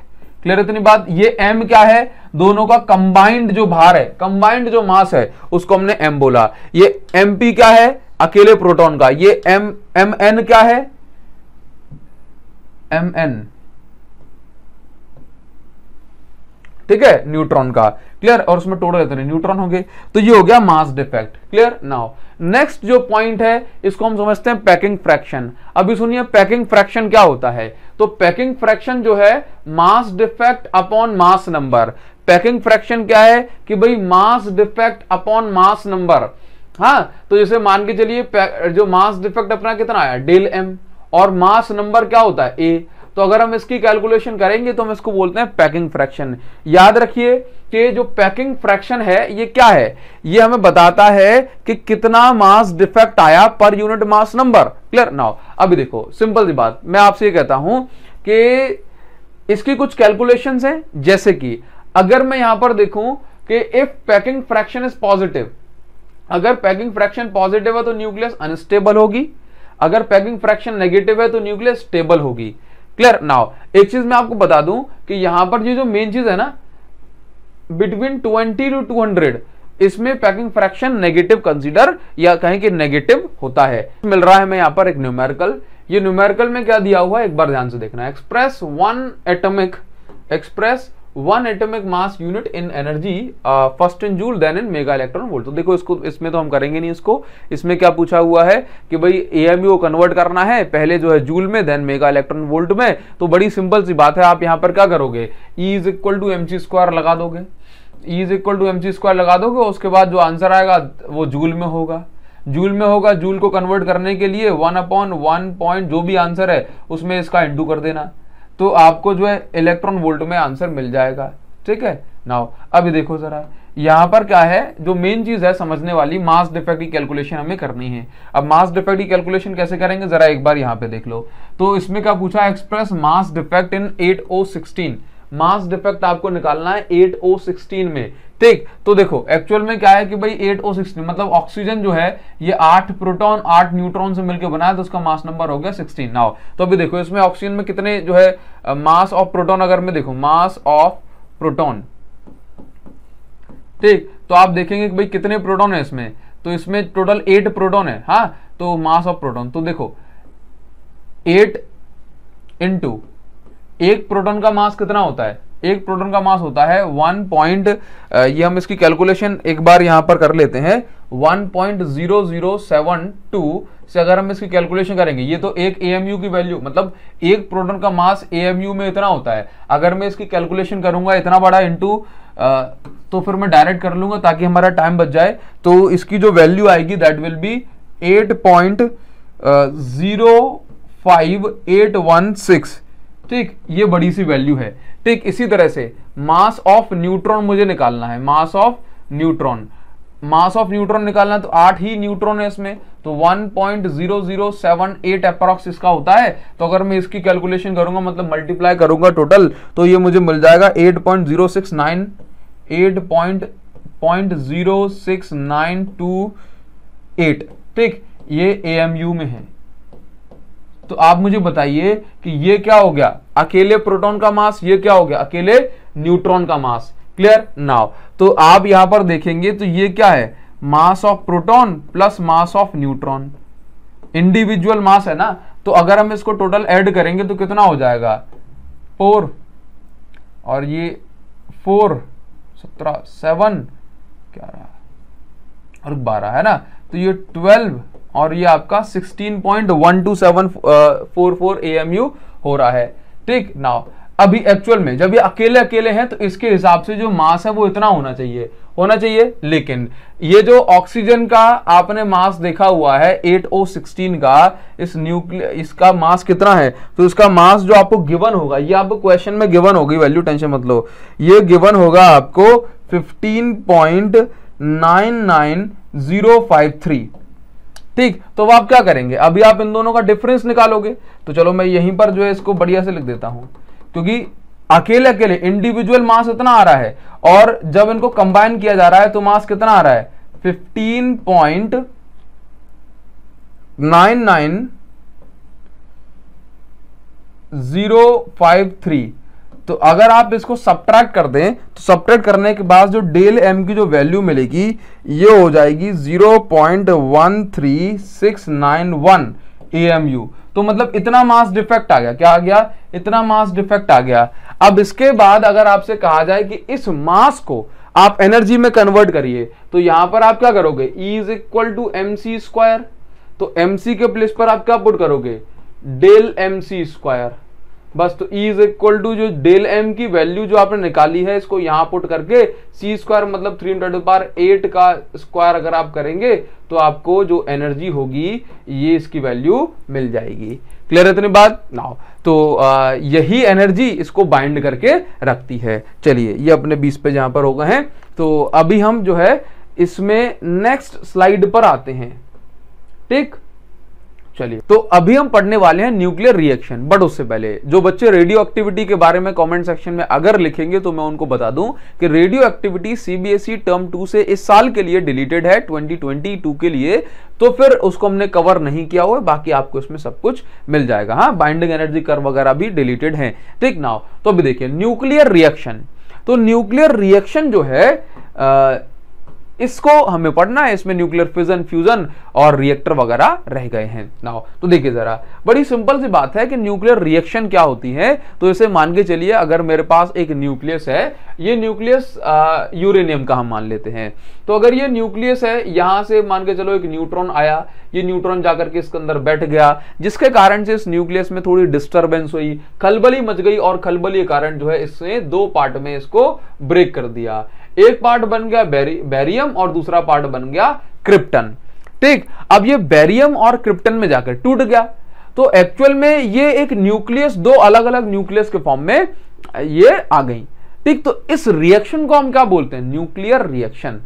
ठीक, बोला सर ये तो न्यूक्लियर फिजन हुई ना, अरे तो वही तो टाइप है, न्यूक्लियर फिजन तो न्यूक्लियर रिएक्शन के तो टाइप है। अब अगर ये दोनों मिल जाएं तो ये यूरेनियम बन जाएगी। ठीक, तो बड़ी सिंपल सी बात है। न्यूक्लियर रिएक्शन क्या है, मतलब न्यूक्लियर रिएक्शन हम ऐसी रिएक्शन को बोलते हैं जिसमें एक न्यूक्लियस जो है किसी और न्यूक्लियस के फॉर्म में कन्वर्ट हो जाए। नाउ आगे की बात क्या है कि न्यूक्लियर रिएक्शन जो है किस तरह से कराई जा सकती है। तो ये न्यूक्लियर रिएक्शन अल्फा पार्टिकल को बम्बार्ड करा के कराई जा सकती हैं, किसी न्यूक्लियस पर प्रोटॉन को इंसिडेंट करा के कराई जा सकती हैं, गामा रे फोटोन मतलब गामा रे को इंसिडेंट करा के कराई जा सकती हैं। ठीक, और अलग अलग मेथड, कौन सा हम पार्टिकल प्रोजेक्ट करा रहे हैं और उससे पार्टिकल कौन सा जो है मिल रहा है हमें, उसके बेसिस पर जो न्यूक्लियर रिएक्शन है उसके हम अलग अलग नाम भी लिख देते हैं या अलग अलग नाम भी दे देते हैं। जैसे कि अगर मैं यहां पर बताऊं कि किस पार्टिकल को आप इंसिडेंट करा रहे हो और कौन सा पार्टिकल मिल रहा है, उसका हम नाम रख देते हैं। जैसे कि अल्फा पार्टिकल इंड्यूस्ड रिएक्शन। अगर आपने अल्फा पार्टिकल को बम्बार्ड कराया किसी न्यूक्लियस के ऊपर तो हम उसको बोलेंगे alpha particle induced reaction. Alpha particle क्या है? दो प्रोटॉन दो न्यूट्रॉन, मतलब तो जो हीलियम का न्यूक्लियस है उसको आप अल्फा पार्टिकल बोलते हो। देखो यहां पर अल्फा पार्टिकल को आपने स्ट्राइक कराया या बॉम्बार्ड कराया बोरॉन पर, तो हमने क्या बोला कि भाई यहां पर और मिल क्या रहा है? देखो जरा 6C13 मिल गया और 1H1 मिल गया। 1H1 मतलब प्रोटॉन मिल गया। ठीक ना?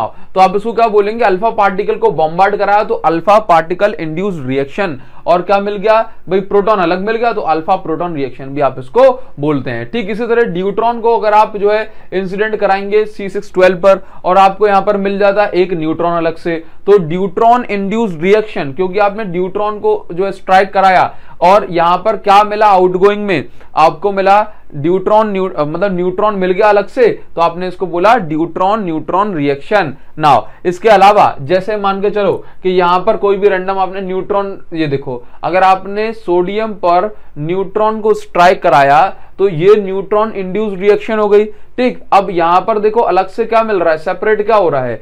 2He4, दैट मींस जो है अल्फा पार्टिकल, तो यहां पर क्या हो जाएगा? न्यूट्रॉन अल्फा रिएक्शन हम इसका नाम दे देंगे। ठीक, तो इस तरह से जिसको आप स्ट्राइक करा रहे हो उसको आप उस तरह की इंड्यूस रिएक्शन बोलोगे, उसके बाद जो रिजल्ट में आ जाएगा आप उसको उसके नाम के साथ जोड़ देंगे। क्लियर है? नाउ आगे बढ़ेंगे। अब आगे बढ़ने पर आपको क्या मिलेगा भाई? Nuclear fission. अब न्यूक्लियर फिजन क्या होता है? न्यूक्लियर फिजन में एक न्यूट्रॉन दिखाई पड़ रहा है, एक न्यूट्रॉन क्या करेगा? सॉरी, एक न्यूक्लियस, जैसे मान के चलिए यूरेनियम का ही न्यूक्लियस है, अब ये यूरेनियम का न्यूक्लियस दो या दो से ज्यादा पार्ट्स में ब्रेक हो जाए, स्प्लिट हो जाए, तो न्यूक्लियर फिजन में क्या होता है कि भाई अगर एक हैवी न्यूक्लियस छोटे छोटे न्यूक्लियस में स्प्लिट हो जाए तो उस रिएक्शन को हम न्यूक्लियर फिजन कहते हैं। इस फिजन में जो जब ये अलग होते हैं तो जो एनर्जी से कंबाइन थे वो ये रिलीज कर देते हैं। तो जब यूरेनियम का जब कहें कि भाई जब यूरेनियम का फिजन होता है तो आपको अप्रॉक्स 200, यहां पे मैं 200 कर देता हूं,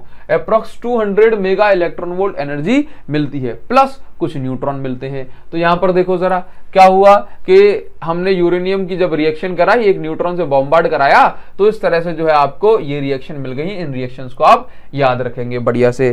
ठीक, इसी तरह से अगर आप जो है जैसे मान के चलिए 233 वाले आइसोटोप की रिएक्शन कराएंगे तो आपको ज़ेनॉन स्ट्रोंशियम वगैरह ये मिलेगा। ठीक, नाउ फर्दर हम आ जाते हैं यहां पर देखिए क्या देखने को मिल रहा है आपको, देखिए जरा नाउ। तो देखो यहां पर क्या दिया हुआ है, अगर हम थोड़ी सी जो है स्टडी करें कि यूरेनियम जो है, जैसे मान के चलिए आप यूरेनियम को तोड़ें, अगर आप यूरेनियम को स्प्लिट करते हैं तो जरूरी है क्या कि हमेशा बेरियम और क्रिप्टन ही बने? तो बार बार हमने जो इसकी स्टडी की, रिएक्शंस कराई, तो पाया कि जब आप यूरेनियम 92-235 को जब आप ब्रेक करते हैं, जब इसका फिजन कराते हैं, तो इसका जो न्यूक्लियाई हैं, ये कौन कौन से न्यूक्लियाई हमें ज्यादा मिलते हैं? तो इसके जो न्यूक्लियाई हैं that ranges from 72 to 158। That means जब आप किसी यूरेनियम 92-235 को स्प्लिट कराएंगे, मतलब जो है इसको ब्रेक करेंगे यूजिंग न्यूट्रॉन, तो फिर ये दो पार्ट में मान के चलो डिवाइड हो गया, तीन पार्ट में डिवाइड हो गया। तो ये जो इसको जो पार्ट्स होंगे ना, जो डॉटर न्यूक्लियाई जो होंगी इसकी, इसका मास नंबर 72 से लेकर के 158 हो सकता है। ठीक, ना तो उससे कम ना इससे ज्यादा। अब उसमें भी जरूरी नहीं है कि 73 भी आपको मिल जाए, 101 वाले भी मिल जाए, 102 वाले भी मिल जाए, 104 वाले भी मिल जाए, ऐसा जरूरी नहीं है। तो हमने इसको और फर्दर स्टडी किया तो पाया, फर्दर स्टडी करने पर हमने पाया कि जब हम इस यूरेनियम को जब ब्रेक किया जाता है तो ये यूरेनियम ब्रॉडली क्लासिफाई होता है दो ग्रुप में, एक लाइट ग्रुप और एक हैवी ग्रुप। मतलब 72 से 158 में तो इसके जो है ना पार्ट हो सकते हैं मास नंबर में, लेकिन उसमें से भी सबसे ज्यादा जब हम इसको देखते हैं दो पार्ट में डिवाइड किया गया। एक कौन सा है? एक लाइट ग्रुप, और दूसरा कौन सा है? दूसरा है हैवी ग्रुप। ठीक वही, तो लाइट ग्रुप कौन सा है? अगर जो मान के चलो यूरेनियम न्यूक्लियस ब्रेक हो और इसका मास नंबर मिले 85 to 104, 85 to 104 हमने कंसीडर किया हुआ है, आप यहाँ पर अप्रॉक्स 110 मान लें, 85 तो चलो 104 मान लिया। एक रफ डेटा है, इसमें एक दो नंबर आगे पीछे होने से कुछ नहीं होगा। और दूसरा कौन सा 132 149 हम कंसीडर कर सकते हैं, 132 149। ठीक, तो यहां पर क्या देखा गया कि 72 टू 158 ये वेरी करता है, लेकिन उनमें से भी लाइट ग्रुप और हैवी ग्रुप, इनमें सबसे ज्यादा टुकड़े होते हैं इसके। मतलब जब आप इसको रैंडम तोड़ोगे ना, तो जो अगर मान के चलो आपने जो है 1000 जो है इसके 1000 बार तोड़ा, तो आप देखेंगे ज्यादातर जो टुकड़े होंगे ये 85 टू 104 के बीच में लाई करेंगे या 130 टू 149 के बीच में लाई करेंगे। इसको हमने हैवी ग्रुप में रखा है, इसको हमने लाइट ग्रुप में रखा। ठीक है, चलिए। और 235 का आधा कितना होता है 117.5, मतलब 117.5 किसी का मास नंबर नहीं होगा, तो 117 जो है मतलब एग्जैक्ट आधा हो जाए यूरेनियम, इसके चांसेस 0.01% है, मतलब नेग्लिजिबल। ठीक, नाउ तो ये हमने इसके बारे में थोड़ा सा सीखा। नेक्स्ट जो है that is liquid drop model. हाँ, nuclear fission on the basis of liquid drop model. अब देखिए लिक्विड ड्रॉप मॉडल ये क्या कहता है, इसको समझ लेते हैं। तो देखो एक्चुअल में साइंटिस्ट का कहना यह है कि जब भी ये जो न्यूक्लियस है, कोई भी न्यूक्लियस, जैसे मान के चलिए सबसे ज्यादा हम किसकी बात करते हैं, यूरेनियम 92 235 की। हाँ, तो ये 235 यूरेनियम का न्यूक्लियस है। अब यहां से एक न्यूट्रॉन आया, और ये न्यूट्रॉन आया, अब ये न्यूट्रॉन आकर के जो है इसमें जाकर के बैठ जाएगा। तो जब ये जो है ना न्यूट्रॉन आएगा, तो न्यूट्रॉन आकर के जब इसमें फंस जाएगा ना, तो इसके कारण से इसमें ऑसिलेशंस होंगी। क्या होंगी इसमें? ऑसिलेशन होंगी। तो इसका जो शेप होगा वो कुछ ऐसा हो जाएगा। ठीक, ये न्यूट्रॉन से फंस गया। अभी धीमे धीमे क्या होगा, इस ऑसिलेशन के कारण जो है ये इस तरह का शेप ले लेगा, डंबल शेप। ठीक, जिसके बाद क्या होगा कि ये दो पार्ट में ये जो टुकड़े हैं ना, ये धीमे धीमे और अलग होंगे और ये इस तरह से टूट जाएगा। अब मान के चलो कि यहां पर बेरियम और क्रिप्टन बना 141 और क्रिप्टन 92, तो ओवरऑल कितना हो गया 233। ठीक, और यहां पर 235 इसका और एक न्यूट्रॉन, तो 236 होना चाहिए। तो यहां पर 233 ये मास नंबर इनका हो रहा है, और 3 न्यूट्रॉन अलग हो गए। कितने हो गए? 3 न्यूट्रॉन अलग हो गए।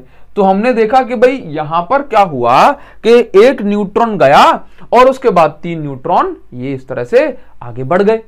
ठीक, अगर 142 हो जाता तो यहां से 2 न्यूट्रॉन आगे निकलते। अगर ये 142 हो जाता तो यहां से क्या होता कि, तो यहां से फिर ये 234 होने के कारण से यहां पे क्या होता, यहां पर जो है सिर्फ और सिर्फ 2 न्यूट्रॉन ही अलग होते।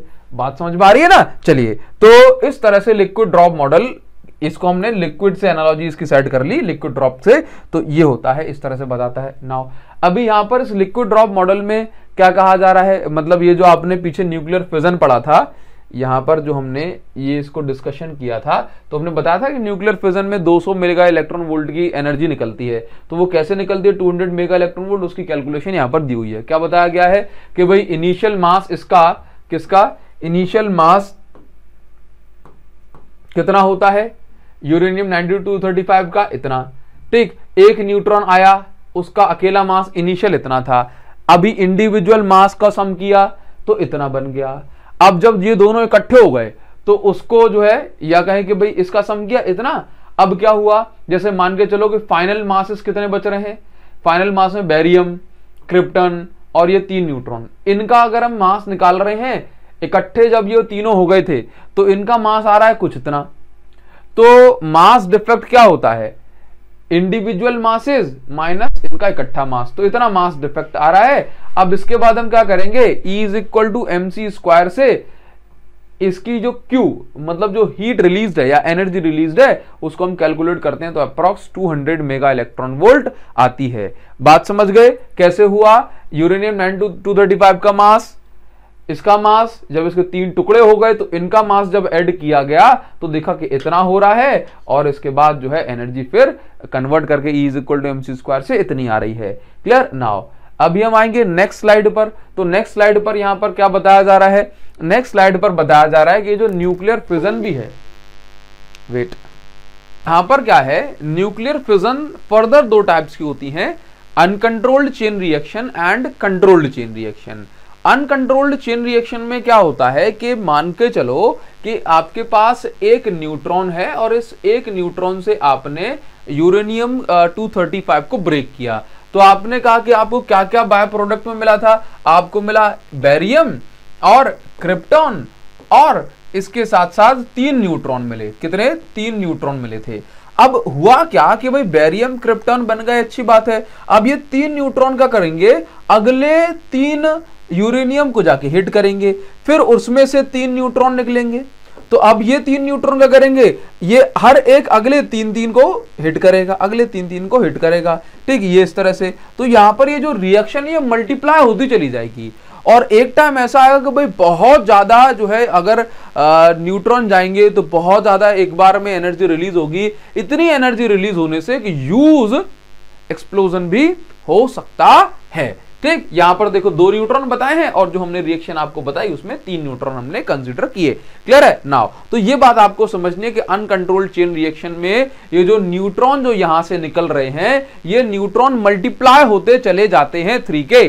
ठीक, अगर हम इस न्यूट्रॉन को क्या कर दें, एब्जॉर्ब करते चले जाएं, तो फिर क्या होगा, तो फिर अपना काम बन जाएगा। जैसे इस न्यूक्लियस में क्या हुआ, इस न्यूक्लियस में आप देखेंगे कि जैसे मान के चलो एक न्यूट्रॉन आया, इसने एक न्यूक्लियस को हिट किया, अब इसमें से 3 न्यूट्रॉन निकले। अब इस 3 न्यूट्रॉन में से मान के चलिए आपने 2 न्यूट्रॉन को एब्जॉर्ब करा दिया, 2 न्यूट्रॉन को एब्जॉर्ब, तो 1 न्यूट्रॉन बचेगा, ये आगे जाएगा। इसी तरह से मान के चलो कि अगले ये हिट करेगा तो इसमें से भी 3 निकलेंगे। अब 3 में से क्या हो जाएगा कि 2 को आपने एब्जॉर्ब करा दिया और 1 अगले को हिट कर जाए। तो अगर आप ऐसा कोई सिस्टम बना लें कि भाई ये जो न्यूट्रॉन है इसको एब्जॉर्ब करा लिया जाए, तो फिर अपना जो रिएक्शन होगी वो कंट्रोल्ड रिएक्शन कहलाएगी। तो जैसे आप यहां पर देखो, जैसे इन फिगर्स में 2-2 न्यूट्रॉन बताए हैं, कोई प्रॉब्लम वाली बात नहीं है। आप यहां पर देखिए, जैसे मान के चलो ये इनिशियल न्यूट्रॉन आया, अब ये इनिशियल न्यूट्रॉन ये यूरेनियम न्यूक्लियस है, अब मान के चलो कि इसमें से 2 निकले होते,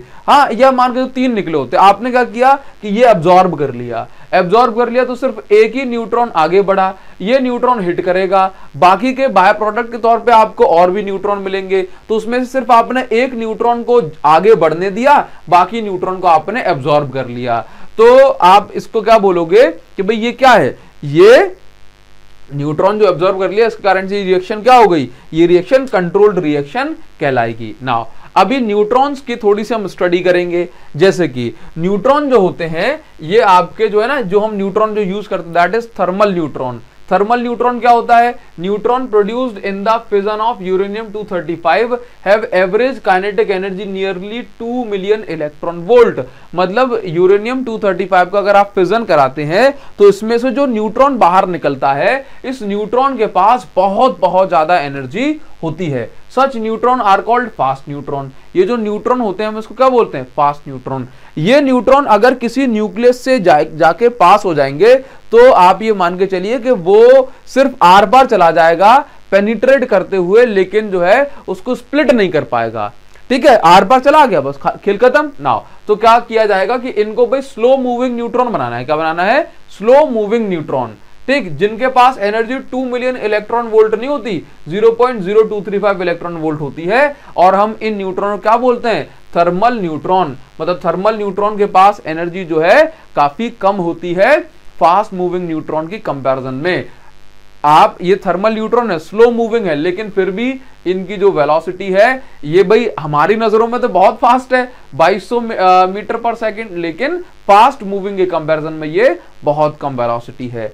ठीक, नाउ चलिए आगे। इसके बाद क्या पढ़ा भाई, मॉडरेटर। अब मॉडरेटर क्या होते हैं, मॉडरेटर वो होते हैं जो फास्ट मूविंग न्यूट्रॉन्स को स्लो मूविंग न्यूट्रॉन बनाते हैं। देखिए क्या कहा कि अगर कोई न्यूक्लियस है, फास्ट मूविंग न्यूट्रॉन आकर के इसमें से जाएगा तो पेनिट्रेट करते हुए आगे बढ़ जाएगा, समझ रहे हो, एकदम आर पार हो जाएगा, लेकिन उसमें छेद नहीं कर, मतलब उसमें जो है आर पार करेगा, एकदम बहुत जल्दी गया, लेकिन क्या नहीं कर पाया, उसके 2 टुकड़े नहीं कर पाया। टुकड़े कब होते हैं, जब स्लो मूविंग जाएगा, उस न्यूक्लियस में जाके वाइब्रेशन करेगा, तब टुकड़े होंगे।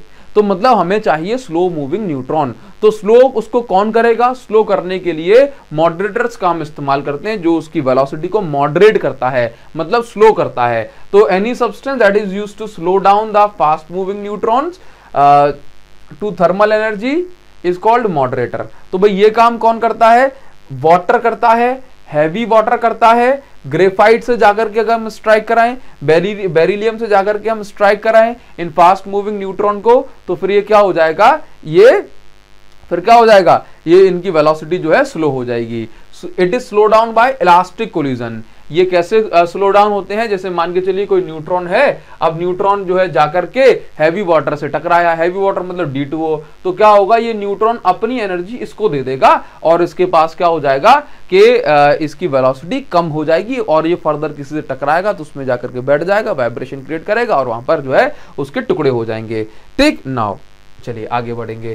तो ये जो होते हैं ये इसको एब्जॉर्ब कर लेते हैं एक तरह से, कौन, जैसे कि हैवी वाटर वगैरह ये इसको एब्जॉर्ब कर लेते हैं। नाउ बात समझ में आ गई, तो इसको अपन एब्जॉर्बर भी कह सकते हैं आप एक तरह से। नाउ देखिए जरा, अभी यहां पर क्या है, next, for sustained chain reaction it is necessary to have sufficient amount of 235 uranium but out of different isotope of uranium 235 only. चलिए, तो यहां पर जो हम पढ़ रहे हैं दैट इज डिफिकल्टीज, क्या पढ़ रहे हैं हम, डिफिकल्टीज। और डिफिकल्टीज जो हम पढ़ रहे हैं, यहां पर मैं थोड़ा सा मेंशन कर दूंगा हेडिंग, ये हम क्या पढ़ रहे हैं, डिफिकल्टीज इन चेन रिएक्शन, ठीक है, या डिफिकल्टीज इन न्यूक्लियर रिएक्शन। तो मैं यहां पे लिख दूंगा डिफिकल्टीज।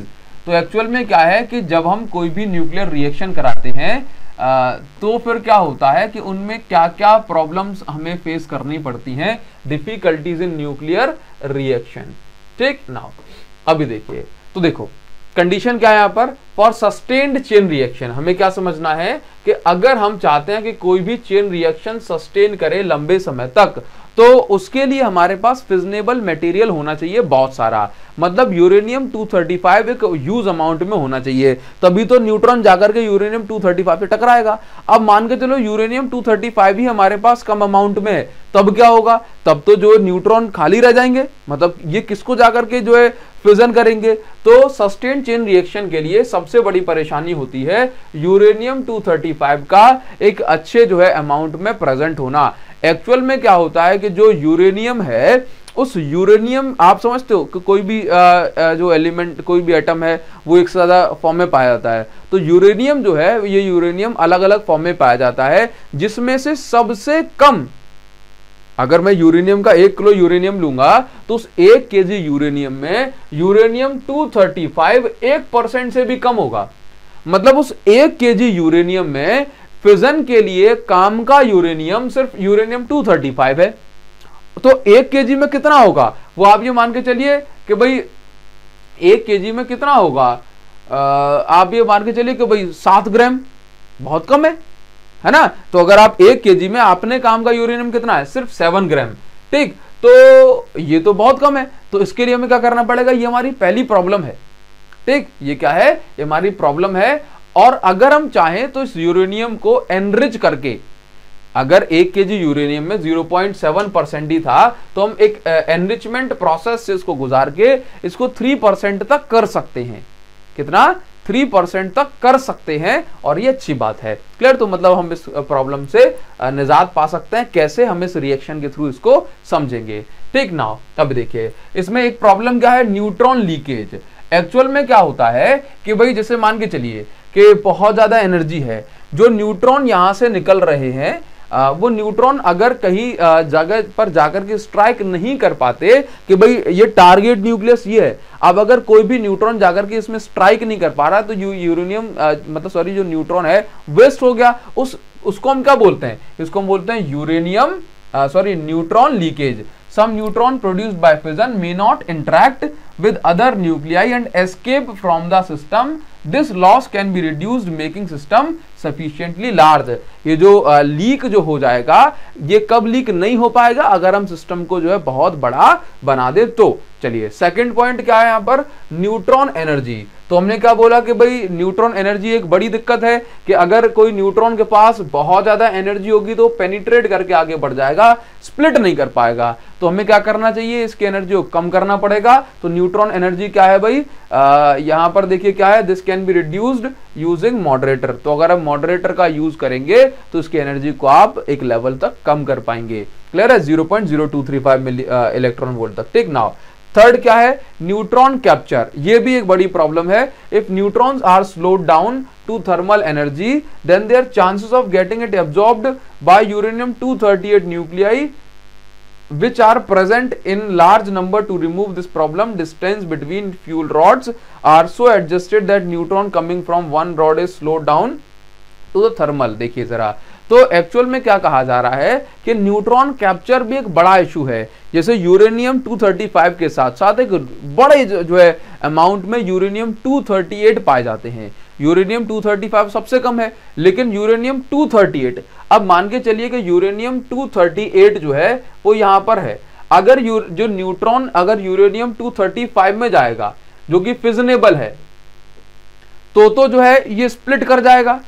लेकिन अगर यही न्यूट्रॉन 238 में चला गया तो ये क्या हो जाएगा, ये तो जाकर के 238 तो उसको एब्जॉर्ब कर लेगा, काम खत्म, पैसा हजम। 238 थोड़ा ना स्प्लिट होगा, समझे, क्योंकि फिजनेबल मटेरियल कौन सा है, फिजनेबल मटेरियल जो है ये है आपका 235।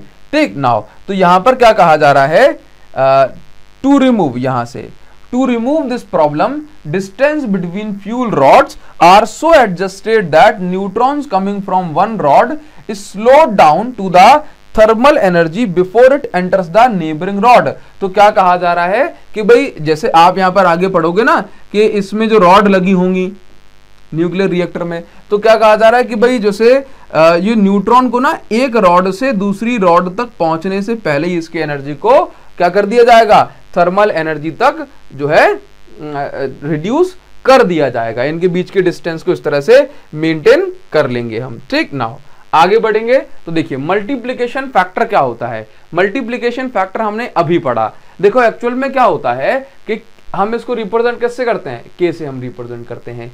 ठीक नाउ इसके बाद क्या है, number of neutrons present at the beginning of one generation upon number of neutrons present at the beginning of previous generation.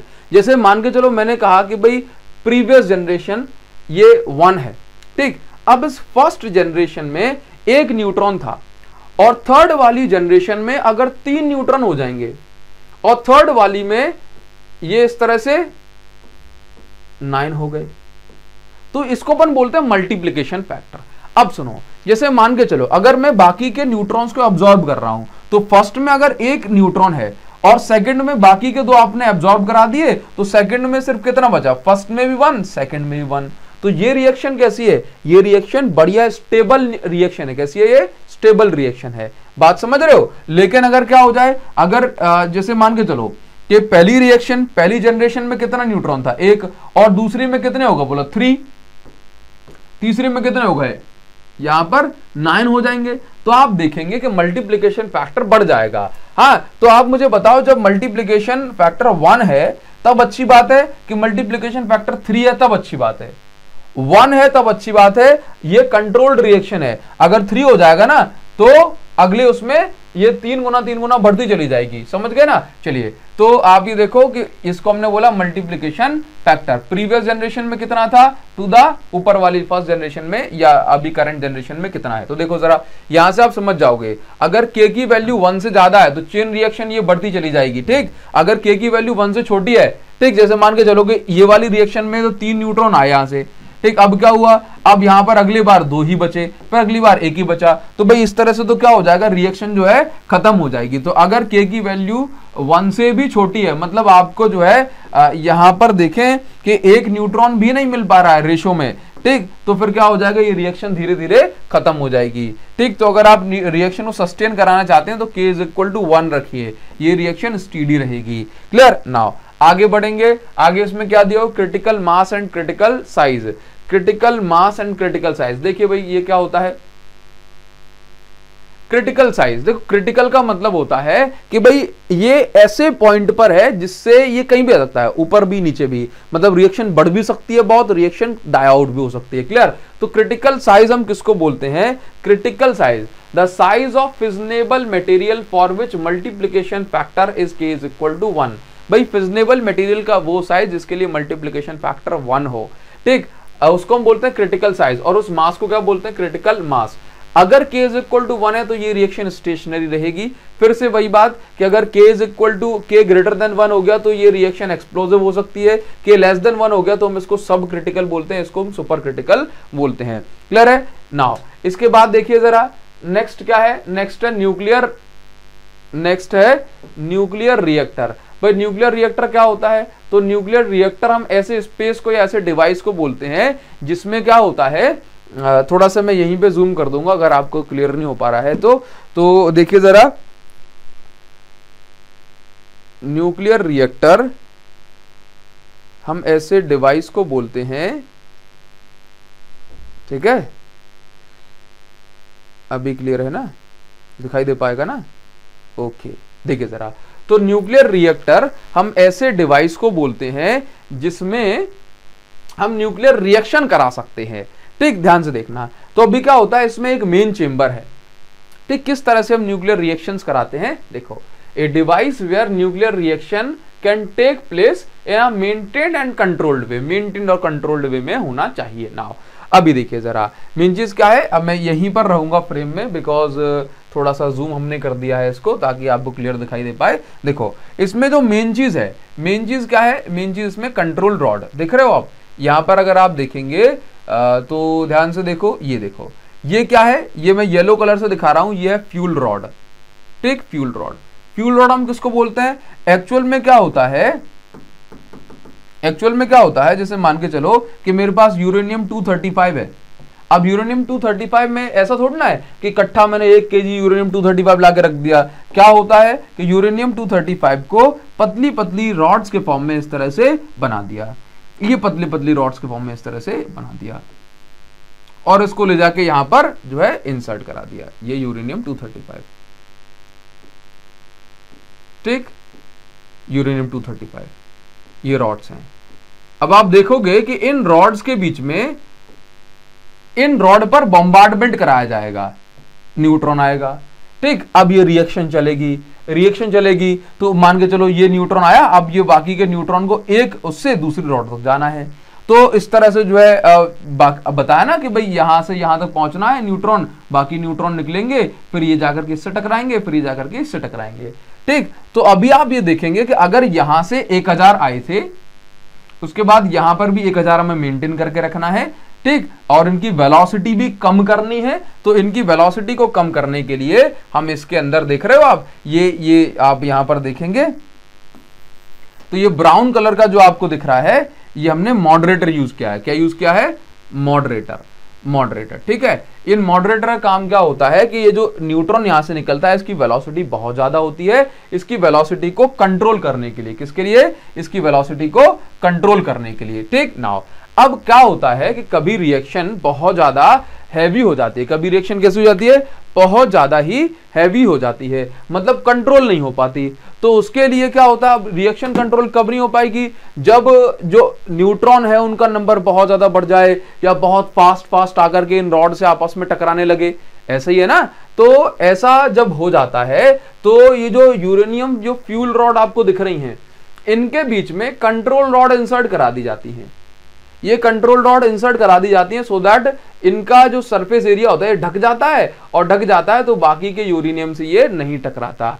कभी कभी जब जो वैल्यू है मल्टीप्लिकेशन फैक्टर जब बढ़ने लगता है किसी कारण से, तो कंट्रोल रॉड के कारण, या कहें कि कंट्रोल रॉड को नीचे पुश करके इनके एरिया को ढक दिया जाता है, तो ये बाकी के यूरेनियम से जाकर के नहीं टकरा पाती और हम इस रिएक्शन को कंट्रोल कर सकते हैं।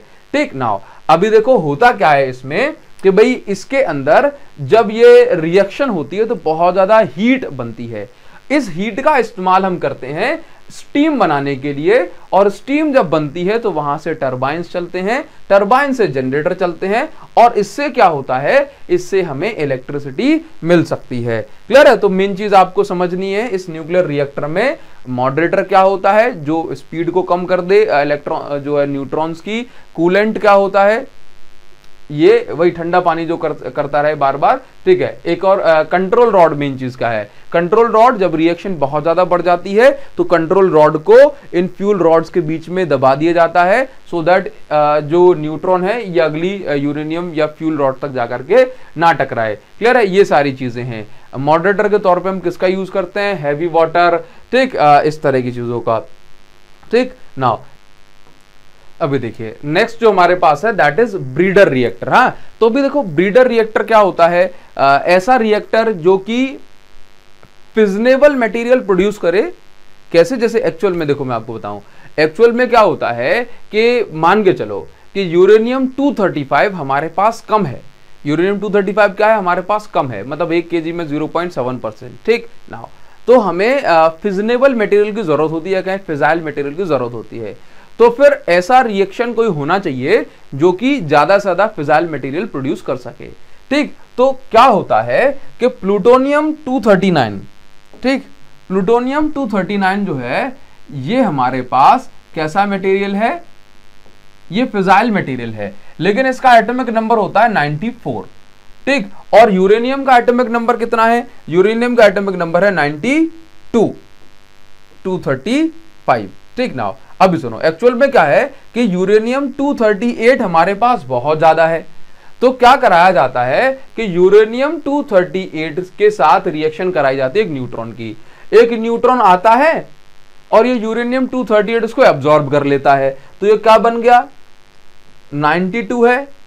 न्यूट्रॉन आया तो न्यूट्रॉन आके 238 था ना, ये 239 हो गया।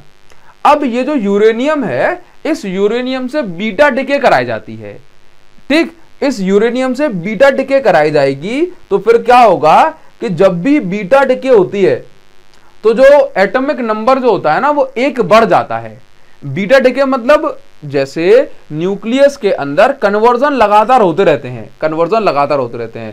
तो न्यूक्लियस में से, कहां से, ऑर्बिट से नहीं, सच कह रहा हूं, न्यूक्लियस में से इलेक्ट्रॉन बाहर आता है, उसको हम बोलते हैं बीटा डिके। और जब ऐसा होता है तो जो एटॉमिक नंबर होता है ये 1 बढ़ जाता है, मतलब 93 हो गया, और ये कितना 239 ही है, मास नंबर में कोई चेंज नहीं आता, ठीक। मतलब कन्वर्जन हो जाता है, एक न्यूट्रॉन प्रोटॉन में कन्वर्ट हो जाता है, ठीक। इसके बाद अभी क्या हुआ, हमने एक बार और बीटा डिके कराई, तो एक बार और बीटा डिके कराने से जो है इसका एटॉमिक नंबर हो गया 94, और 94 और मास नंबर अभी भी कितना है 239। तो हमने देखा कि भाई ये जो 94 239 प्लूटोनियम का होता है और ये भी एक अच्छा फिजाइल मटेरियल है, ठीक। तो हमने क्या किया, यूरेनियम 238 जो हमारे काम का नहीं है इसको कन्वर्ट कर दिया प्लूटोनियम में जो हमारे काम का है, और यहां पर हम जो है रिएक्शन करा सकते हैं, मतलब ये हमारे लिए फिजाइल मटेरियल है। तो ये ब्रीडर रिएक्शन के अंदर ऐसा कराया जाता है। यूरेनियम 238 के अलावा थोरियम से भी हम ऐसा कर सकते हैं। फर्दर हम आगे बढ़ेंगे, न्यूक्लियर फ्यूजन क्या होता है, तो देखिए जरा न्यूक्लियर फ्यूजन। देखिए न्यूक्लियर फ्यूजन में क्या होता है, अगर आपसे कहा जाए कि बेसिकली जो न्यूक्लियर फिजन का जस्ट ऑपोजिट है, अगर मैं आपसे कह दूं कि न्यूक्लियर फिजन में क्या होता है, तो न्यूक्लियर फिजन में छोटे छोटे न्यूक्लियाई मिलकर के एक बड़ा न्यूक्लियाई मिलकर के छोटे छोटे न्यूक्लियाई बनाते हैं फिजन में। जबकि फ्यूजन में क्या होता है, ये मिल जाते हैं कई सारे छोटे छोटे न्यूक्लियाई मिलकर के एक बड़े न्यूक्लियाई को फॉर्म करते हैं। मैं बेसिकली 2 की बात कर ले रहा हूं। जैसे मान के चलो, अब यहां पर क्या होता है, ये प्रोसेस सन के अंदर होती है, सन के अंदर लगातार ये फ्यूजन से बड़े बड़े न्यूक्लियाई बनते रहते हैं, जिसके कारण से हमें एनर्जी मिलती है। अभी एक्चुअल में क्या होता है कि न्यूक्लियर फ्यूजन के लिए जो नेसेसरी कंडीशंस हैं वो क्या हैं, इसको आप एक बार जान ले। तो देखो क्या होता है, अगर मैं आपसे कहूं कि एक हाइड्रोजन एटम है या एक और हाइड्रोजन एटम, किसी का भी एग्जांपल ले लो, जरूरी नहीं हाइड्रोजन, मान के चलो 1H2 ले लिया आपने प्लस 1H2 ड्यूटेरियम ले लिया, ठीक। तो यहां से क्या मिल जाएगा आपको, यहां से मिल जाएगा 1H3 प्लस 1H1 और कुछ एनर्जी मिलेगी that is approx 4.03 mega electron volt. एक बार हम इसको चेक कर लेते हैं, कहीं पर होगा, ठीक है ना। तो ये 4.03 मेगा इलेक्ट्रॉन वोल्ट, इतनी ज्यादा एनर्जी मिल रही है। एक ड्यूटेरियम और दूसरा ड्यूटेरियम आकर के मिलते हैं, तो लेकिन प्रॉब्लम यह है कि ये आकर के चिपकेंगे कैसे एक दूसरे के साथ, समझे ना। तो ऐसा करने के लिए यहाँ पर जो है पहली चीज, ये एक दूसरे के साथ बहुत बहुत ज्यादा एनर्जी के साथ आए, टकराएं, तब जाकर के ये एक दूसरे के साथ कंबाइन हो पाएंगे। ठीक, ऐसा थोड़ी ना कि आए पास में आए बोला चिपक जाओ, ठीक, ऐसा नहीं होता। तो ये दोनों जब एक दूसरे के पास आएंगे तो बहुत बहुत ज्यादा ताकत के साथ, बहुत बहुत ज्यादा एनर्जी के साथ इनको आना पड़ेगा, तब जाकर के ये दोनों एक दूसरे के साथ कंबाइन हो पाएंगे। ठीक, तो ऐसा कॉम्बिनेशन करने के लिए कुछ नेसेसरी कंडीशन होती है कि इतनी ज्यादा एनर्जी इनको कहां से मिलेगी, तो उसके लिए बहुत बहुत हाई टेम्परेचर होना जरूरी है। तो भाई न्यूक्लियर फ्यूजन के लिए क्या होना जरूरी है, very high temperature. Nuclear fusion कहां होता है, मतलब सन के अंदर होता है, बिकॉज उसके पास बहुत हाई टेम्परेचर है। तो उसके लिए भाई very very high temperature is necessary, very very high temperature necessary to overcome coulombic repulsion. क्योंकि अगर ये न्यूक्लियस के पास आएंगे तो न्यूक्लियस पॉजिटिवली चार्ज है, तो पॉजिटिव पॉजिटिव चार्ज एक दूसरे के पास आएंगे, तो फिर जो है कूलाम्बिक फोर्स लगेगा, रिपल्सिव फोर्स, और इसको ओवरकम करने के लिए इनकी एनर्जी बहुत ज्यादा होना चाहिए, और उसके लिए टेम्परेचर इनका बहुत ज्यादा होना चाहिए। ठीक, चलिए एक बात, और दूसरी बात क्या है कि जरूरी तो नहीं कि भाई एक बार में आके चिपक जाए। भाई बहुत बहुत सारे जब कोलिजन्स होंगे तब जाकर के चांस बनेगा कि 100 कोलिजन में से 4 से 10 बार जो है ये कंबाइन हो गए।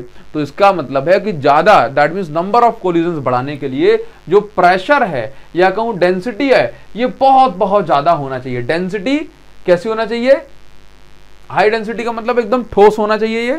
ठीक, और उसके बाद क्या है, और इसके बाद इसकी जो प्रेशर है वो बहुत ज्यादा होना चाहिए, so that multiple number of times इसमें कोलिजन हो सके।